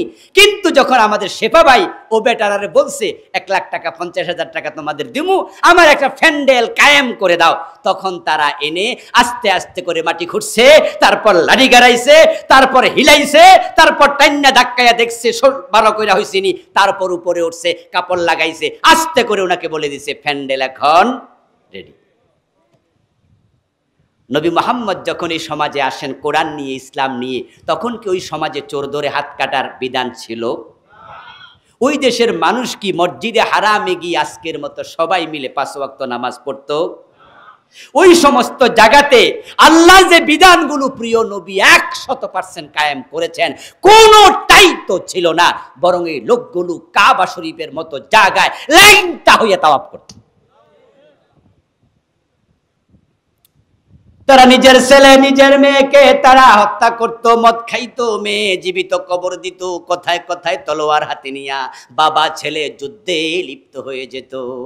মানুষগুলোকে, ওই জমানার মানুষগুলোকে আমরা জাহিলিয়াতের যুগের মানুষ বলি, কিন্তু আমার নবীকে আল্লাহ বলে না না, এখানে আপনাকে দিন কায়েম করতে হবে। আল্লাহর নবী ইসলামের প্রতিটা অনুষঙ্গ আজকের প্যান্ডেলের মতো প্রতিষ্ঠিত করে তারপর মারা গেছে। ঠিক আজকের বাংলাদেশে আমাদেরই দায়িত্ব। 53 বছর বাংলাদেশ চলছে, রাষ্ট্রীয়ভাবে যাকাত আদায়ের কোনো পদক্ষেপ নেওয়া হয়নি। আমার প্রিয় ভাইরা, অথচ যাকাত আদায় করা রাষ্ট্রের জন্য নফল না ফরজ? ও মুসলমান, কাকে ভোট দিলা? এমন লোকদেরকে ভোট দিলাম যারা রাষ্ট্রীয়ভাবে যাকাত আদায়ের উদ্যোগ নেয় নাই।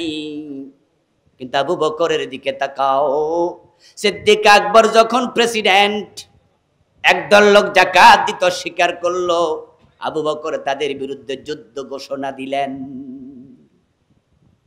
হযরত ওমর গিয়ে বলেছিলেন, আবু বকর আপনি কাদের বিরুদ্ধে যুদ্ধ করবেন? ওরা তো সবাই নামাজি, তারা তো কালেমা পড়ে। আবু বকর জবাব দেন, লাউ কাতিলান্না মান ফাররাকা বাইনাস সালাতি ওয়াজ যাকাত, যারা নামাজ পড়তে রাজি, যাকাত দিতে রাজি না, আমি যুদ্ধ করবই। রাসূলের ইসলামের মাঝে পার্টিশন তৈরি করার অধিকার কাউকে আবু বকর। হযরত ওমর কে আবু বকর আরেক কদমে গিয়ে বলেন, লাউ মানাউনি কালান কানু ইউদ্দুনাহু ইলা রাসূলিল্লাহি লাকাতালতুহুম আলা মানইহি, তারা যদি আমার যুদ্ধের কথা শুনে যাকাত দিতে রাজি হয়ে যায়, কিন্তু শর্ত দিয়ে দেয়, আমরা ওটের যাকাত ওট দেব, কিন্তু রশি দেব না। অথচ তারা রাসূলুল্লাহর জামানায় ওটও দিত, ওই ওট বেঁধে আনার জন্য মদিনা পর্যন্ত তারা রশিও দিত। আবু বকর যদি দেখে তারা রশি দেবে না, আবু বকর রশির জন্য জিহাদ করবে। আমার রাসূলের ইসলামের সাথে সামান্য হেরফের আবু বকর সহ্য করবে না। আবু বকর সিদ্দিক ওটের রশির জন্য জিহাদের ঘোষণা দেয়। 53 বছর যাকাতের সিস্টেমই নাই, আর আলেমরা নাকে তেল দিয়ে ঘুমাচ্ছে। আমি বুঝি না আলেমদের ঘুম আসে কেমনে। জাহেলরা হয়তো জানে না, আলেমরা তো জানে যে আলেমরা একামতে যাকাতের জন্য, একামতে সালাতের জন্য, একামতে কাতউল ইয়াদের জন্য, একামতে হদ্দে জিনার জন্য আল্লাহর পথে লড়াই সংগ্রাম করছে না। সবগুলো আলেম আখিরাতে আল্লাহর আদালতের আসামির কাঠগড়ায় দাঁড়াবে, সবগুলো দাঁড়াবে। কারণ এই দেশে দিন কায়েম না হওয়ার জন্য আলেমরাই সবচেয়ে বেশি দায়ী। কেন বেশি দায়ী? কারণ এই দেশের আলেমরা নামাজের ওয়াজ করার কারণে আলহামদুলিল্লাহ এখনো জুমার দিন মসজিদে মুসল্লি জায়গা দেয়া যায় না। আপনি ঢাকা শহরে যদি যান, একটা মসজিদ পাবেন না যেটা টুই টম্বুর হয় না। আমি উত্তরা একটি নামাজ পড়াই, দোতলা, আপনার 2 দিন 2 জুমা পড়াই। আমার মসজিদ 5 তলা, 5 তলা মসজিদ ভরে যায় তো 12:30টা পৌনে 1টার ভিতরে শেষ 5 তলা প্লাস। তারপর রাস্তায় হাফ মাইল বা 1 মাইল পর্যন্ত লম্বা লোক হয়। নিউ টাউনে পড়ায় 2 জুমা, ওখানে বিশাল পরিসর আপনাদের এই যে জায়গাটা আছে এইটার সমান, আরো আরো বেশি বড় মসজিদ, সব ভরে, রাস্তা টাস্তা ভরে যায়। কারণ কি? এখনো নামাজের ওয়াজ আছে, এই জন্য এর প্রভাব সমাজে আছে। জুমার দিন মসজিদে যাবে না, ঘরে শুয়ে থাকবে, তাহলে মাও গাইলে আইব, বউ গাইলে আইব, ওই ছোট্ট ফোলা আছে হে তো গুতামায় রাখবো, আব্বা হইয়া রইছ কেন? হুজুরদের আলোচনার কারণে এখনো সমাজে তার প্রভাব আছে। রমাদানের রোজা আলহামদুলিল্লাহ যারা রাখে না তারাও যদি নাস্তা করে দোকানের পর্দা টানাইয়া করা লাগে, ঠিক কিনা? এই জন্য রোজায় দেখবেন যে দোকানের মধ্যে পর্দা হয়েছে, বেডি পর্দা করুক আর না করুক, দোকানদার দোকানরে পর্দা করে। দোকানদারের বউ পর্দা করে না, কিন্তু নিজের দোকান ও পর্দা করতেছে। হুজুরদের রোজার পক্ষের ওয়াজের প্রভাব সমাজে দেখা যাচ্ছে। হজের ওয়াজ থাকার কারণে আমাদের দেশে রাশেদ খান মেনন, হাসানুল হক ইনুর মতো বামপন্থীরাও এখনো হজে যায় নাই। হজের ওয়াজ করার কারণে সিনেমার নায়িকা শাবানা পর্যন্ত হজ করেছে। হজের ওয়াজের প্রভাব এখনো থাকার কারণেই তো এই বাম রামেরা পর্যন্ত হজে যায়।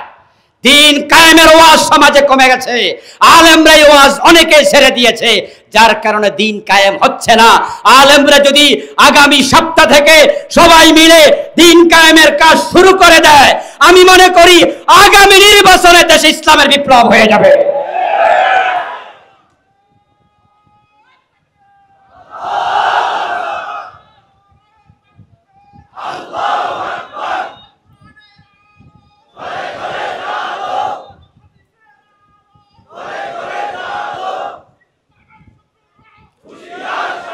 আমার প্রিয় ভাইয়েরা, আলেম ওলামারা যদি সবাই কথা বলা শুরু করে দেয়, দিন কায়েমের জন্য আল্লাহ অর্ডার করেছেন, আমরা কেন চুপ থাকবো?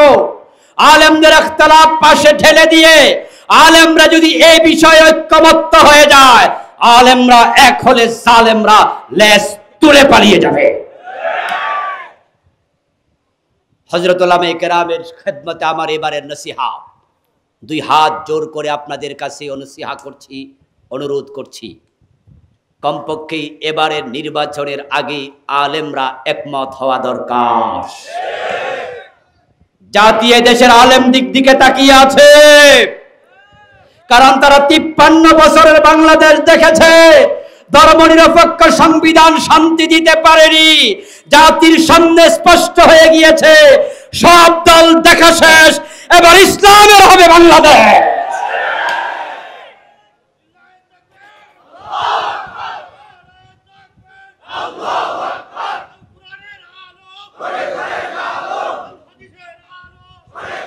আমার প্রিয় ভাইয়েরা, আলেমরা যদি একমত হয়ে যায়, সাধারণ পাবলিক আলেমদের পিছু নেবে, তাদের সাথেই দৌড়াবে, কারণ তারা দেখেছে এই ধর্মনিরপেক্ষ সংবিধান বাংলাদেশে শান্তি দিতে পারে নাই। চিৎকার দিয়ে বলুন তো, ইসলামে শান্তি আছে না নাই? বরং দেশটা আমরা যাদের কাছে দিয়েছি তারাই আমাদের পকেট কেটেছে, তারাই আমাদের দেশের টাকা বিদেশে পাচার করেছে। বিগত 15 বছরে দেশের টাকা কানাডায় পাঠিয়ে বেগম পাড়া তৈরি করেছে। দুর্নীতি লুটপাটের মহা উৎসব তারা করেছে। কতটা দুর্নীতি হয়েছে তা আমরা কল্পনা করতে পারবো না। মাঝে মাঝে পত্রপত্রিকা আসতো বালিশ কাণ্ড, মনে আছে? অফিসে বালিশ কিনেছে, এক এক বালিশের দাম নাকি পড়েছে 40,000 টাকা মাত্র। সাংবাদিকরা নিউজ করার পরে পোলাপান কমেন্ট করতো ফেসবুকে দিলে যে ওই বালিশে এক রাত একটু যদি ঘুমাইতে পারতাম, যে কেমন বালিশ, 40,000 টাকা দাম। লোপাট কাকে বলে, লুটপাট কাকে বলে? তারা লুটপাট শুধু অফিসে করেনি, শুধু ব্যাংকে খালি করে দেয়নি, তারা যে মডেল মসজিদগুলো করেছে, এই মডেল মসজিদগুলোতে পর্যন্ত দুর্নীতি লুটপাট করেছে। আজকে সকালের অভিজ্ঞতা বলছি, কালকে মাহফিল ছিল কুড়িগ্রামে, রাতে এসে শহীদপুর ছিলাম, সকালবেলায় ফ্লাইট ছিল 9:30টায়। ফজরের নামাজ পড়ে একজন আলেম এসে রাতে দেখা করেছেন, ফজরের পরে এসে আমাকে বললেন যে হুজুর, আমাদের শহীদপুরের মডেল মসজিদ, ওখানে কিছু আলেম ওলামা আপনার জন্য অপেক্ষা করছে ফজরের নামাজ পড়ে। এখন আপনি যদি যাওয়ার পথে একটু সালাম বিনিময় করতেন, তারা খুশি হতো। তা আমি বললাম ঠিক আছে, ওনার সাথে গেলাম। গিয়ে দেখি 50-এর উপরে বিভিন্ন মাদ্রাসার প্রিন্সিপাল, মসজিদের ইমাম, মুহাদ্দিস। গত রাতে আমি যখন গেছি, তারা আগেই পরিকল্পনা করছে আমাকে দেখে, এটা আমার জানাই ছিল না। আমি অনেক আলেম পেয়ে খুশি হলাম। তাদের একজন বললেন যে চেয়ারগুলোতে আপনারা আজকে বসে আছেন, টেওনো সাহেব আমাকে বলল যে চেয়ারে আলেম ওলামারা বসবে না, বসা উচিত নয়, কিন্তু আজকে আমরা প্রোগ্রামের স্বার্থে বসতে হয়েছে।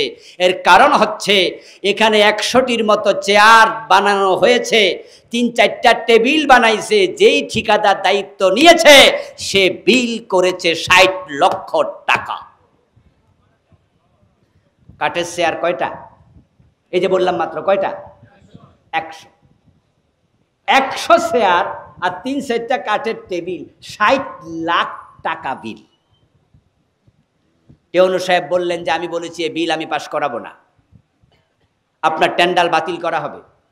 আপনি কি দিয়ে চেয়ার বানাইছেন যে এক একটার দাম পড়ে গেল 80,000 90,000? তোলা দিলে তো হাত দিয়ে বোঝা যায় কয় কেজি কাঠ লাগছে। আমি আশ্চর্য হলাম এবং আমার খুব কষ্ট লাগলো। নিশ্চয়ই কন্ট্রাক্টর হিন্দুর বাচ্চা নয়, ইহুদি খ্রিস্টানের বাচ্চা নয়, সে জানে এটা মসজিদের অফিসের চেয়ার, কিন্তু তার দুর্নীতি করতে করতে অন্তর এতটা কালো হয়ে গিয়েছে, আল্লাহর ঘরে করতে তার সামান্য দ্বিধা হয় নাই। পুরো অমানুষে রূপান্তরিত হয়ে গেছে। দিন যখন কায়েম হয়ে যাবে, আপনারা শান্তির ফলগুধারা সমাজে প্রবাহিত হতে দেখবেন। যেই যুগের নামে ইয়ামে জাহিলিয়া ছিল, দিন কায়েম হওয়ার পরে আমরা দেখেছি সেখানে শান্তির ফলগু দ্বারা প্রবাহিত হয়েছে। হযরত ওমর যখন প্রেসিডেন্ট, অদ্য দুনিয়ার সম্রাট ওমর গাছতলা একা একা ঘুমাতেন, বডিগার্ডের প্রয়োজন আর ছিলই না। ওমর গাছতলা একা একা ঘুমাতো, এই কথাটা কি আমি আজকে প্রথম বললাম না আগেও শুনছেন? আচ্ছা, আমাদের দেশে যারা মন্ত্রী আছে, এমপি আছে, বাংলাদেশ তো 56,000 বর্গ মাইলের একটি দেশ মাত্র। বিশ্ব মানচিত্রে বাংলাদেশ তো খুঁজে পাওয়া যায় না। এজন্য বিশ্ব মানচিত্রে বাংলাদেশ খুললে আগে ইন্ডিয়া যাওয়া লাগে। ইন্ডিয়া গেলে আমরা বুঝি আবার বাংলাদেশ পাওয়ার সম্ভাবনা আছে। এই ছোট্ট একটি বাংলাদেশ, এর প্রধানমন্ত্রী যখন কোথাও যেত, বাবা রে বাবা,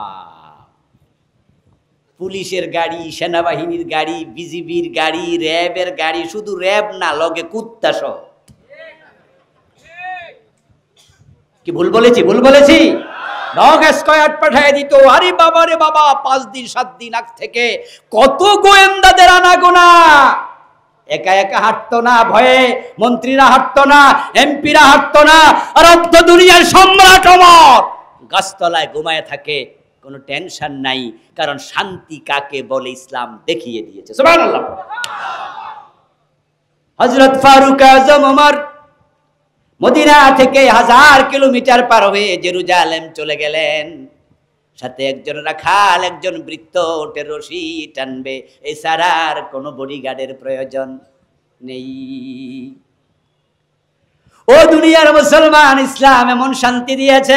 চুরি ছিল না, ডাকাতি ছিল না, যারা চুরি করেছে তাদের হাত রাসূল কেটে দিয়েছেন।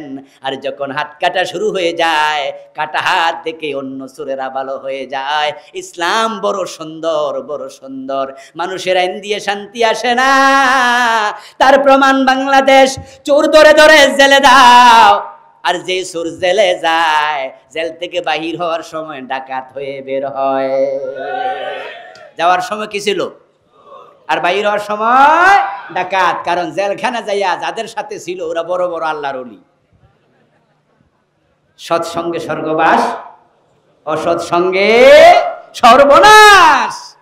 জেলখানায় গেছে এলাকার ছাগল চোর, যাইয়া দেখে বিশাল মোছওয়ালা এক লোক, দোরা কাটা গেঞ্জি গায়ে, অর্থাৎ ও বেটা হচ্ছে কয়েদি। 18 বছর জেল, 20 বছর জেল, এমন কয়েদি আছে না? খুনের মামলার আসামি, ডাকাতের মামলার আসামি, গাড়ি ডাকাতি করছে, জেলখানায় আছে 20 বছর। ও বেটা বড় মোছ রাখছে, ডোরাকাটা গায়ে, জামা গায়ে দিয়ে একটু জেলখানা একটু মাস্তান মাস্তান ভাব। কারণ বেটা তো সেখানে স্থায়ী বাসিন্দা। আর যারা একটু স্থায়ী বাসিন্দা ওদের একটা আলাদা প্রভাব থাকে, জাগার জোর কুত্তাও দেখায়। কি বলেন না, এলাকা সীমানার জোর কুত্তার মাঝেও আছে না নাই? কুত্তার ভিতরে বসে সীমানার জোর থাকে। ও বেটা তো 20 বছরে সেখানে থাকে, বিশাল ভাবসাপ। ওই ছাগল চোরকে মোছওয়ালা এসে জিজ্ঞাসা করে, কিরে নতুন আমদানি মনে হয়, নতুন আসছিস নাকি? ছাগল চোর মুস্কি হেসে আস্তে করে বলে, বস ঠিকই বলছেন, কালকে ঢুকেছি। অপরাধ কি, কোন মামলায় ঢুকলি রে ভাই? লজ্জায় বলে না, কেমনে বলি ছাগল চুরি করেছি। ও বেটা ধমক দেয়, বল না থাপ্পড় মারবো, সিরাস আমার। তখন এবার বলে দেয় যে ছাগল চুরি করছি। এই বেটা তোদের মতো চোরদের কারণে জেলখানার বদনামি হয়, আসবি যেহেতু বড় কিছু করে আসতি। ছাগল চোর বলে, স্যার তাহলে আপনি কোন অপরাধে? বলে, ব্যাংক ডাকাতি করতে গেছি রে, কপাল বড় খারাপ, ধরা খাইছি, না হয় এক রাতেই হতাম কোটিপতি। স্যার কথা তো ঠিক, ব্যাংকে তো টাকার লকার থাকে, স্যার কেমনে সব করার সাহস করলেন, শিখলেন কেমনে? কয় মাস? কয় স্যার 6 মাস। কয় যা শিখাইয়া দিন। অসৎ সঙ্গে সর্বনাশ, খুনের সাথে দেখা, ডাকাতের সাথে দেখা, বড় বড় ক্রিমিনালের সাথে দেখা। আমার বন্ধু কবি শেখ সাদি রাহেমাহুল্লাহ বলেছিলেন, সঙ্গীর গুণ পশিয়াছে মম মাঝে গো, নইলে কাদায় সুবাস কি এত পাইতে। আতরওয়ালার কাছে গেলে আতরের গন্ধ আসে, শুটকি দোকানে গেলে শুটকির গন্ধ আসবে। লোহার সাথে থাকলে চুম্বক, ওই চুম্বক তো লোহার মাঝে ট্রান্সফার হবে। আতরের সাথে থাকলে আতরের গন্ধ হবে। এখন খুনির সাথে থাকলো, ডাকাতের সাথে থাকলো, 6 মাস পরে এবার বেটা বের হয় যখন জেলখানা থেকে। ওই ছাগল চোর 6 মাসে ট্রেনিং নিছে কেমনে গাড়ি ডাকাতি করে, কেমনে ব্যাংক ডাকাতি করে। এখন বের হওয়ার সময় জেলখানার মাটিতে হাত দিয়া সালাম কইরা কয়, ছাগল মাগনা দিল আর নিমুনা। পরিবর্তন হয়েছে, তবে পজিটিভ না নেগেটিভ? এই মাইকলা আওয়াজ বাড়াও মিয়া। পরিবর্তন তো হয়েছে, পজিটিভ না নেগেটিভ? নেগেটিভ পরিবর্তন হলো। তারপরে জেলখানা থেকে বের হয়ে যখন এলাকায় আসে, তখন ছাগলের দিকে আর তার চোখ পড়ে না, এখন তার প্রমোশন হয়েছে। চোর কি হয়ে গেছে, এখন ডাকাত হয়েছে। এই হলো বাংলাদেশের আইন। ও প্রিয় ভাই, আল্লাহর আইনের দিকে তাকাও। কোনো জেলমেল দরকার নাই, ধরে হাত কেটে দাও। যদি চোরের হাত কাটা শুরু হয়, তাহলে এমপি চোর হাত কেটে দেয়া হবে, মন্ত্রী চোর হাত কেটে দেয়া হবে, ডিসি এসপি চোর হাত কেটে দেয়া হবে। একটা এমপি একটা মন্ত্রীর হাত কেটে দাও, ওই মন্ত্রীকে দেখে পাশের এলাকার মন্ত্রী সোজা হয়ে যাবে। আর যেই এমপির হাত কেটে দেবে, মরা পর্যন্ত নির্বাচনে দাঁড়াবে না। হাত তুলে মানুষকে কেমনে স্বাগত জানাবে? হাতে তো নাই।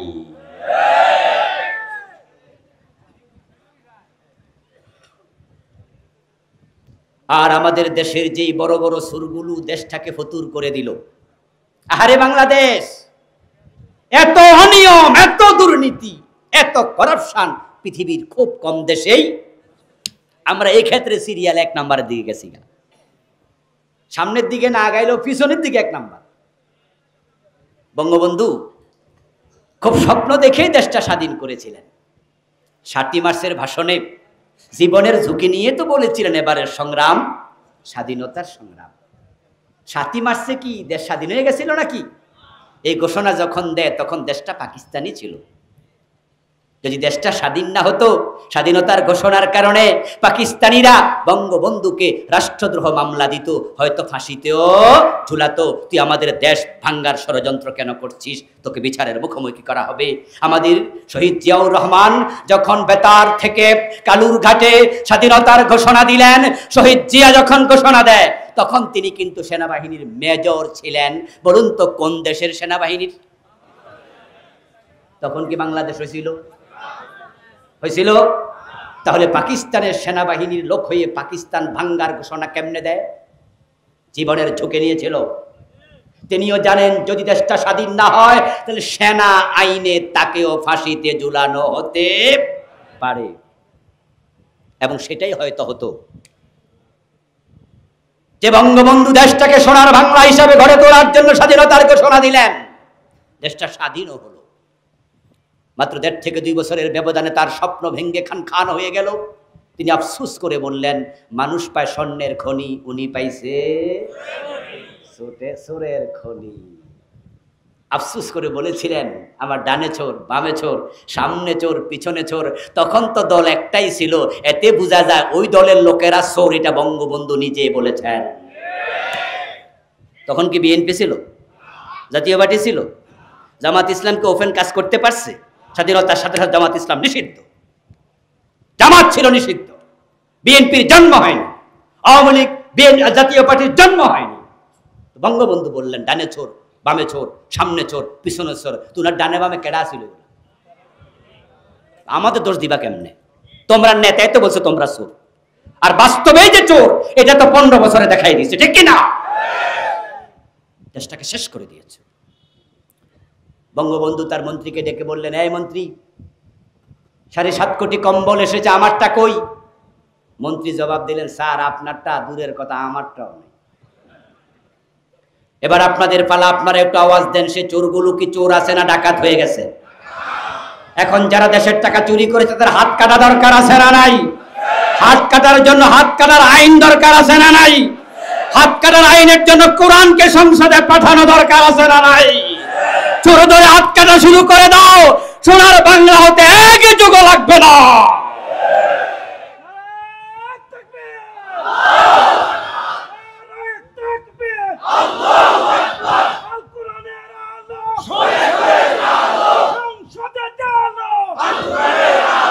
চোর ধরে হাত কাটার শখের ব্যাপার না ফরজ আইন?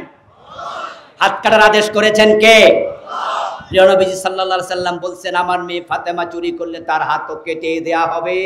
এটা এমন এক অনিবার্য অমোঘ বিধান। আপনার নবী বলছে, আমার মেয়ে ফাতেমার হাত কেটে দেব চুরি করলে, আর আপনার দেশে 53 বছরে একটা চোরের হাত কাটা হলো না।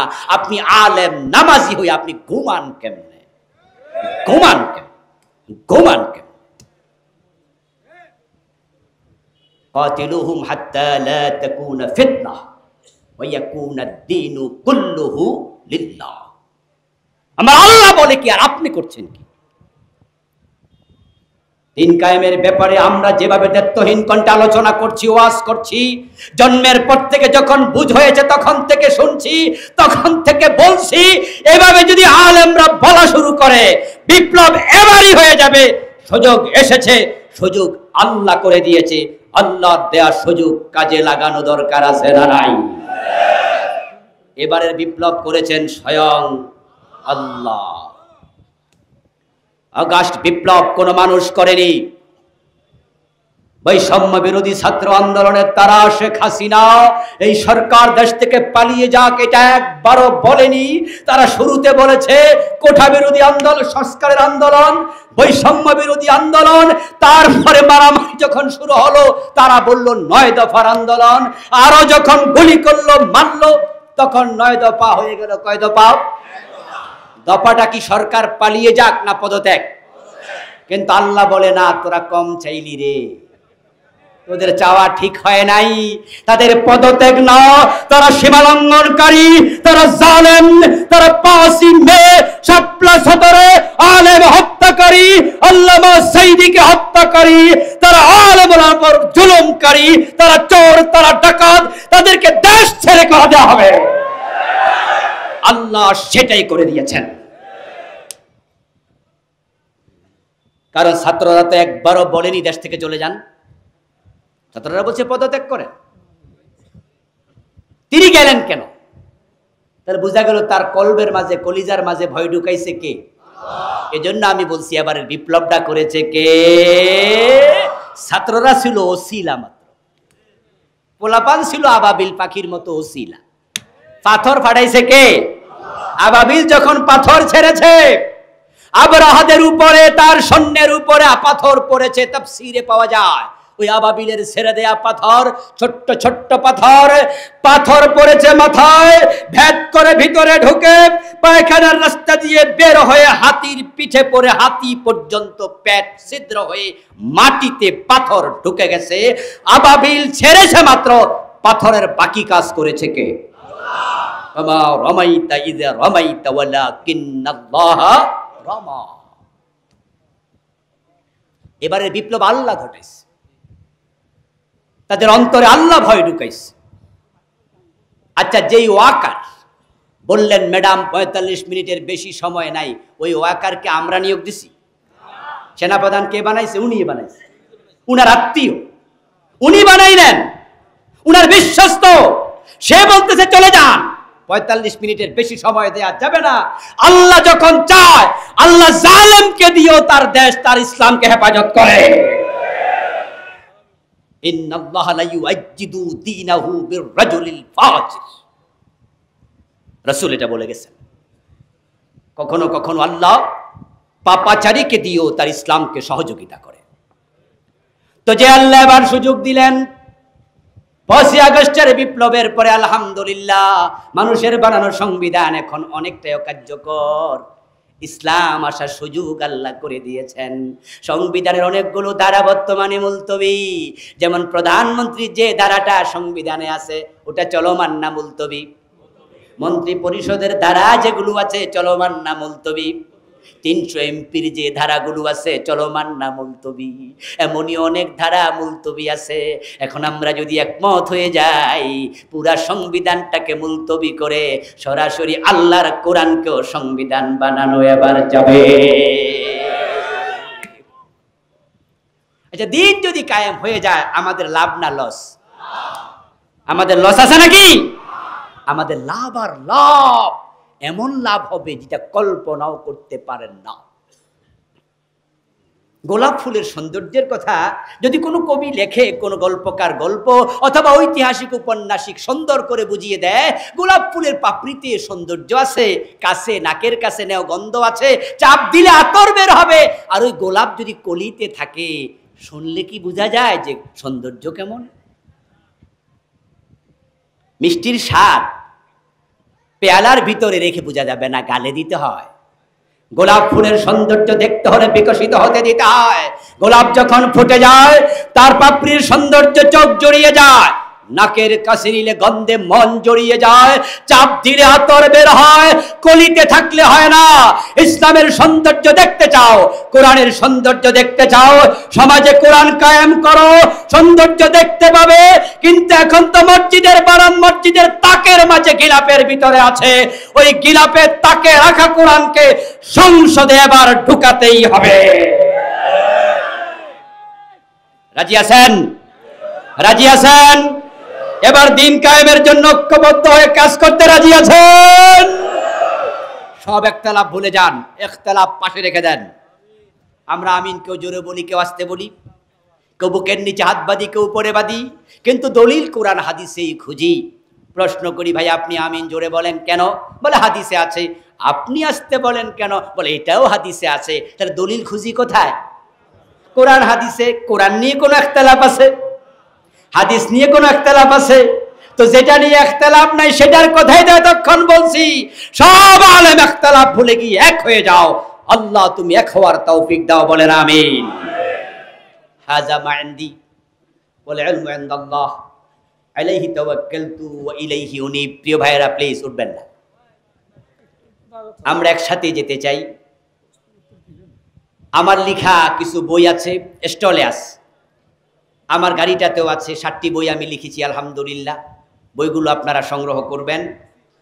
আমাদের সভাপতি সাহেব সামান্য একটু কথা বলবেন, তার আগে 1-2টা প্রশ্ন আছে, উত্তর দেব, শুনবেন একটু। একজন ভাই প্রশ্ন করেছেন, বাইতুল মোকাররম জাতীয় মসজিদের নতুন খতিব মুফতি আব্দুল মালিক সাহেব, ওনাকে নিয়োগ দেয়া হলো, ওনার ব্যাপারে আপনার মন্তব্য কি? আলহামদুলিল্লাহ, জাতীয় মসজিদে একজন খতিব নিয়োগ দেয়া হয়েছে। আপনারা কি শুনেছেন? মুফতি আব্দুল মালিক হাফেজাহুল্লাহ বরেণ্য আলেম। বাংলাদেশে হাদিস বিশারদ যে কয়জন আছেন তার মাঝে তিনি অন্যতম শ্রেষ্ঠ একজন যোগ্য লোক, জাতীয় মসজিদ খতিব হিসাবে পেয়েছে। আল্লাহ তাআলার কাছে আমরা দোয়া করব, আল্লাহ যেন তার ইলমের সাথে বলার ক্ষমতা আগের চেয়ে বাড়িয়ে দেয়। সেখানে বসে হক কথা বলার জন্য সৎ সাহস লাগবে। জাতীয় মসজিদের যিনি খতিব হবেন, তিনি শুধু জাতীয় মসজিদের খতিব নয়, বাইতুল মুকাররমের খতিব না, তিনি জাতির খতিব, জাতির ইমাম। এজন্য পুরা জাতিকে সৎ সাহস নিয়ে হক কথা বলার জন্য যে যোগ্যতা দরকার, আল্লাহ যেন তাকে সে যোগ্যতাও দিয়ে দেয়, বলেন আমিন। অনেক ভালো একজন আলেম আমরা পেয়েছি, আলহামদুলিল্লাহ। উনার ব্যাপারে আমার মন্তব্য ভালো, পজিটিভ। উনাকে আমরা সবাই দোয়া করি, আল্লাহ যেন যথাযোগ্য জায়গায় তাকে যথাযোগ্য ভূমিকা রাখার তৌফিক দান করে, আমিন। আলহামদুলিল্লাহি রাব্বিল আলামিন, ওয়াসসালাতু ওয়াসসালামু আলা নাবিয়িনা মুহাম্মাদিন ওয়া আলিহি ওয়া আসহাবিহি আজমাইন। রব্বানা যালামনা আনফুসানা ওয়া ইন লাম তাগফির লানা ওয়া তারহামনা লানাকুনান্না মিনাল খাসিরিন। রব্বানা আতিনা ফিদ দুনিয়া হাসানাহ ওয়া ফিল আখিরাতি হাসানাতাও ওয়া কিনা আযাবান নার। রব্বিরহামহুমা কামা রাব্বায়ানি সাগীরা। আয় রব্বুল আলামিন, মেহেরবানি করে আজকের মাহফিল কবুল করে নাও। এই দিন নবী মাহফিলে উলামায়ে কেরাম যে হক কথাগুলো বললেন, আমল করার তৌফিক আমাদের দিয়ে দাও। ইয়া আল্লাহ, আমরা যারা এসেছি, কারো মা নাই, কারো বাবা নাই, আমাদের মা বাবার জীবনের সবগুলা গুনাহ মাফ করে দাও। আমাদের আপনজনদের কবরকে জান্নাতের টুকরা বানায় দাও। ইয়া আল্লাহ, আজকের মাহফিল যার আয়োজনে, যার উদ্যোগে, যার নামে, ইয়া আল্লাহ মুহতারাম মাওলানা ওয়ারিস আলী সাহেবের কবরে হাদিয়া পৌঁছায় দাও। ইয়া আল্লাহ, তার সন্তান তার বাবার নামে ফাউন্ডেশন করেছেন, এই ফাউন্ডেশন তুমি কবুল করে নাও। এই ফাউন্ডেশনের মাধ্যমে যত নেক কাজ হয়, ইয়া আল্লাহ মুহতারাম ওয়ারিস আলী সাহেবের কবরে সাদকায়ে জারিয়া হিসাবে তুমি তা পৌঁছিয়ে দাও। আয় রাব্বুল আলামিন, এই 3 দিন ব্যাপী মাহফিলের জন্য যারা টাকা দিলেন, পয়সা দিলেন, বুদ্ধি দিলেন, পরামর্শ দিলেন, মাহফিলে এসে মাহফিলকে সফল সার্থক করলেন, ইয়া আল্লাহ মাহফিলকে সবার আখিরাতে নাজাতের ওসিলা বানায় দাও। দানকারীদের দান তুমি কবুল করে নাও। ইয়া আল্লাহ, দানের ওসিলায় হালাল জীবিকা বাড়ায়া দাও, হারাম থেকে বেঁচে থাকার তৌফিক দাও। মনি বাংলার জমিনে কোরআনকে তুমি কায়েম করে দাও। এই জমিনে কোরআনের রাজ কায়েম হয়ে গেছে, এমন দৃশ্য দেখে মরার তৌফিক আমাদের দিয়ে দাও। ইয়া আল্লাহ, আমাদের যার মনে যে নেক আশা আছে পূরণ করে দাও, যার যে বিপদ আছে দূর করে দাও। আমরা যারা অসুস্থ আছি, আমাদের সকলকে সুস্থ করে দাও। ইয়া আল্লাহ, আজকের মাহফিলের সম্মানিত সভাপতি মুহতারাম মাওলানা শেফাউল হক ভাইয়ের নেক হায়াত দারাজ করে দাও। উনার সন্তানগুলোকে মানুষের মতো মানুষ হিসাবে কবুল করে নাও। তার পরিবার পরিজন, আমাদের পরিবার পরিজন সকলকে রহমতের চাদর দ্বারা আবৃত করে দাও। রব্বানা হাব লানা মিন আজওয়াজিনা ওয়া যুররিয়াতিনা কুররাতা আয়ুন ওয়াজআলনা লিল মুত্তাকিনা ইমামা। সাল্লি ওয়া সাল্লিম ওয়া বারিক আলা নাবিয়িনা মুহাম্মদ ওয়া আলিহি ওয়া আসহাবিহি আজমাইন।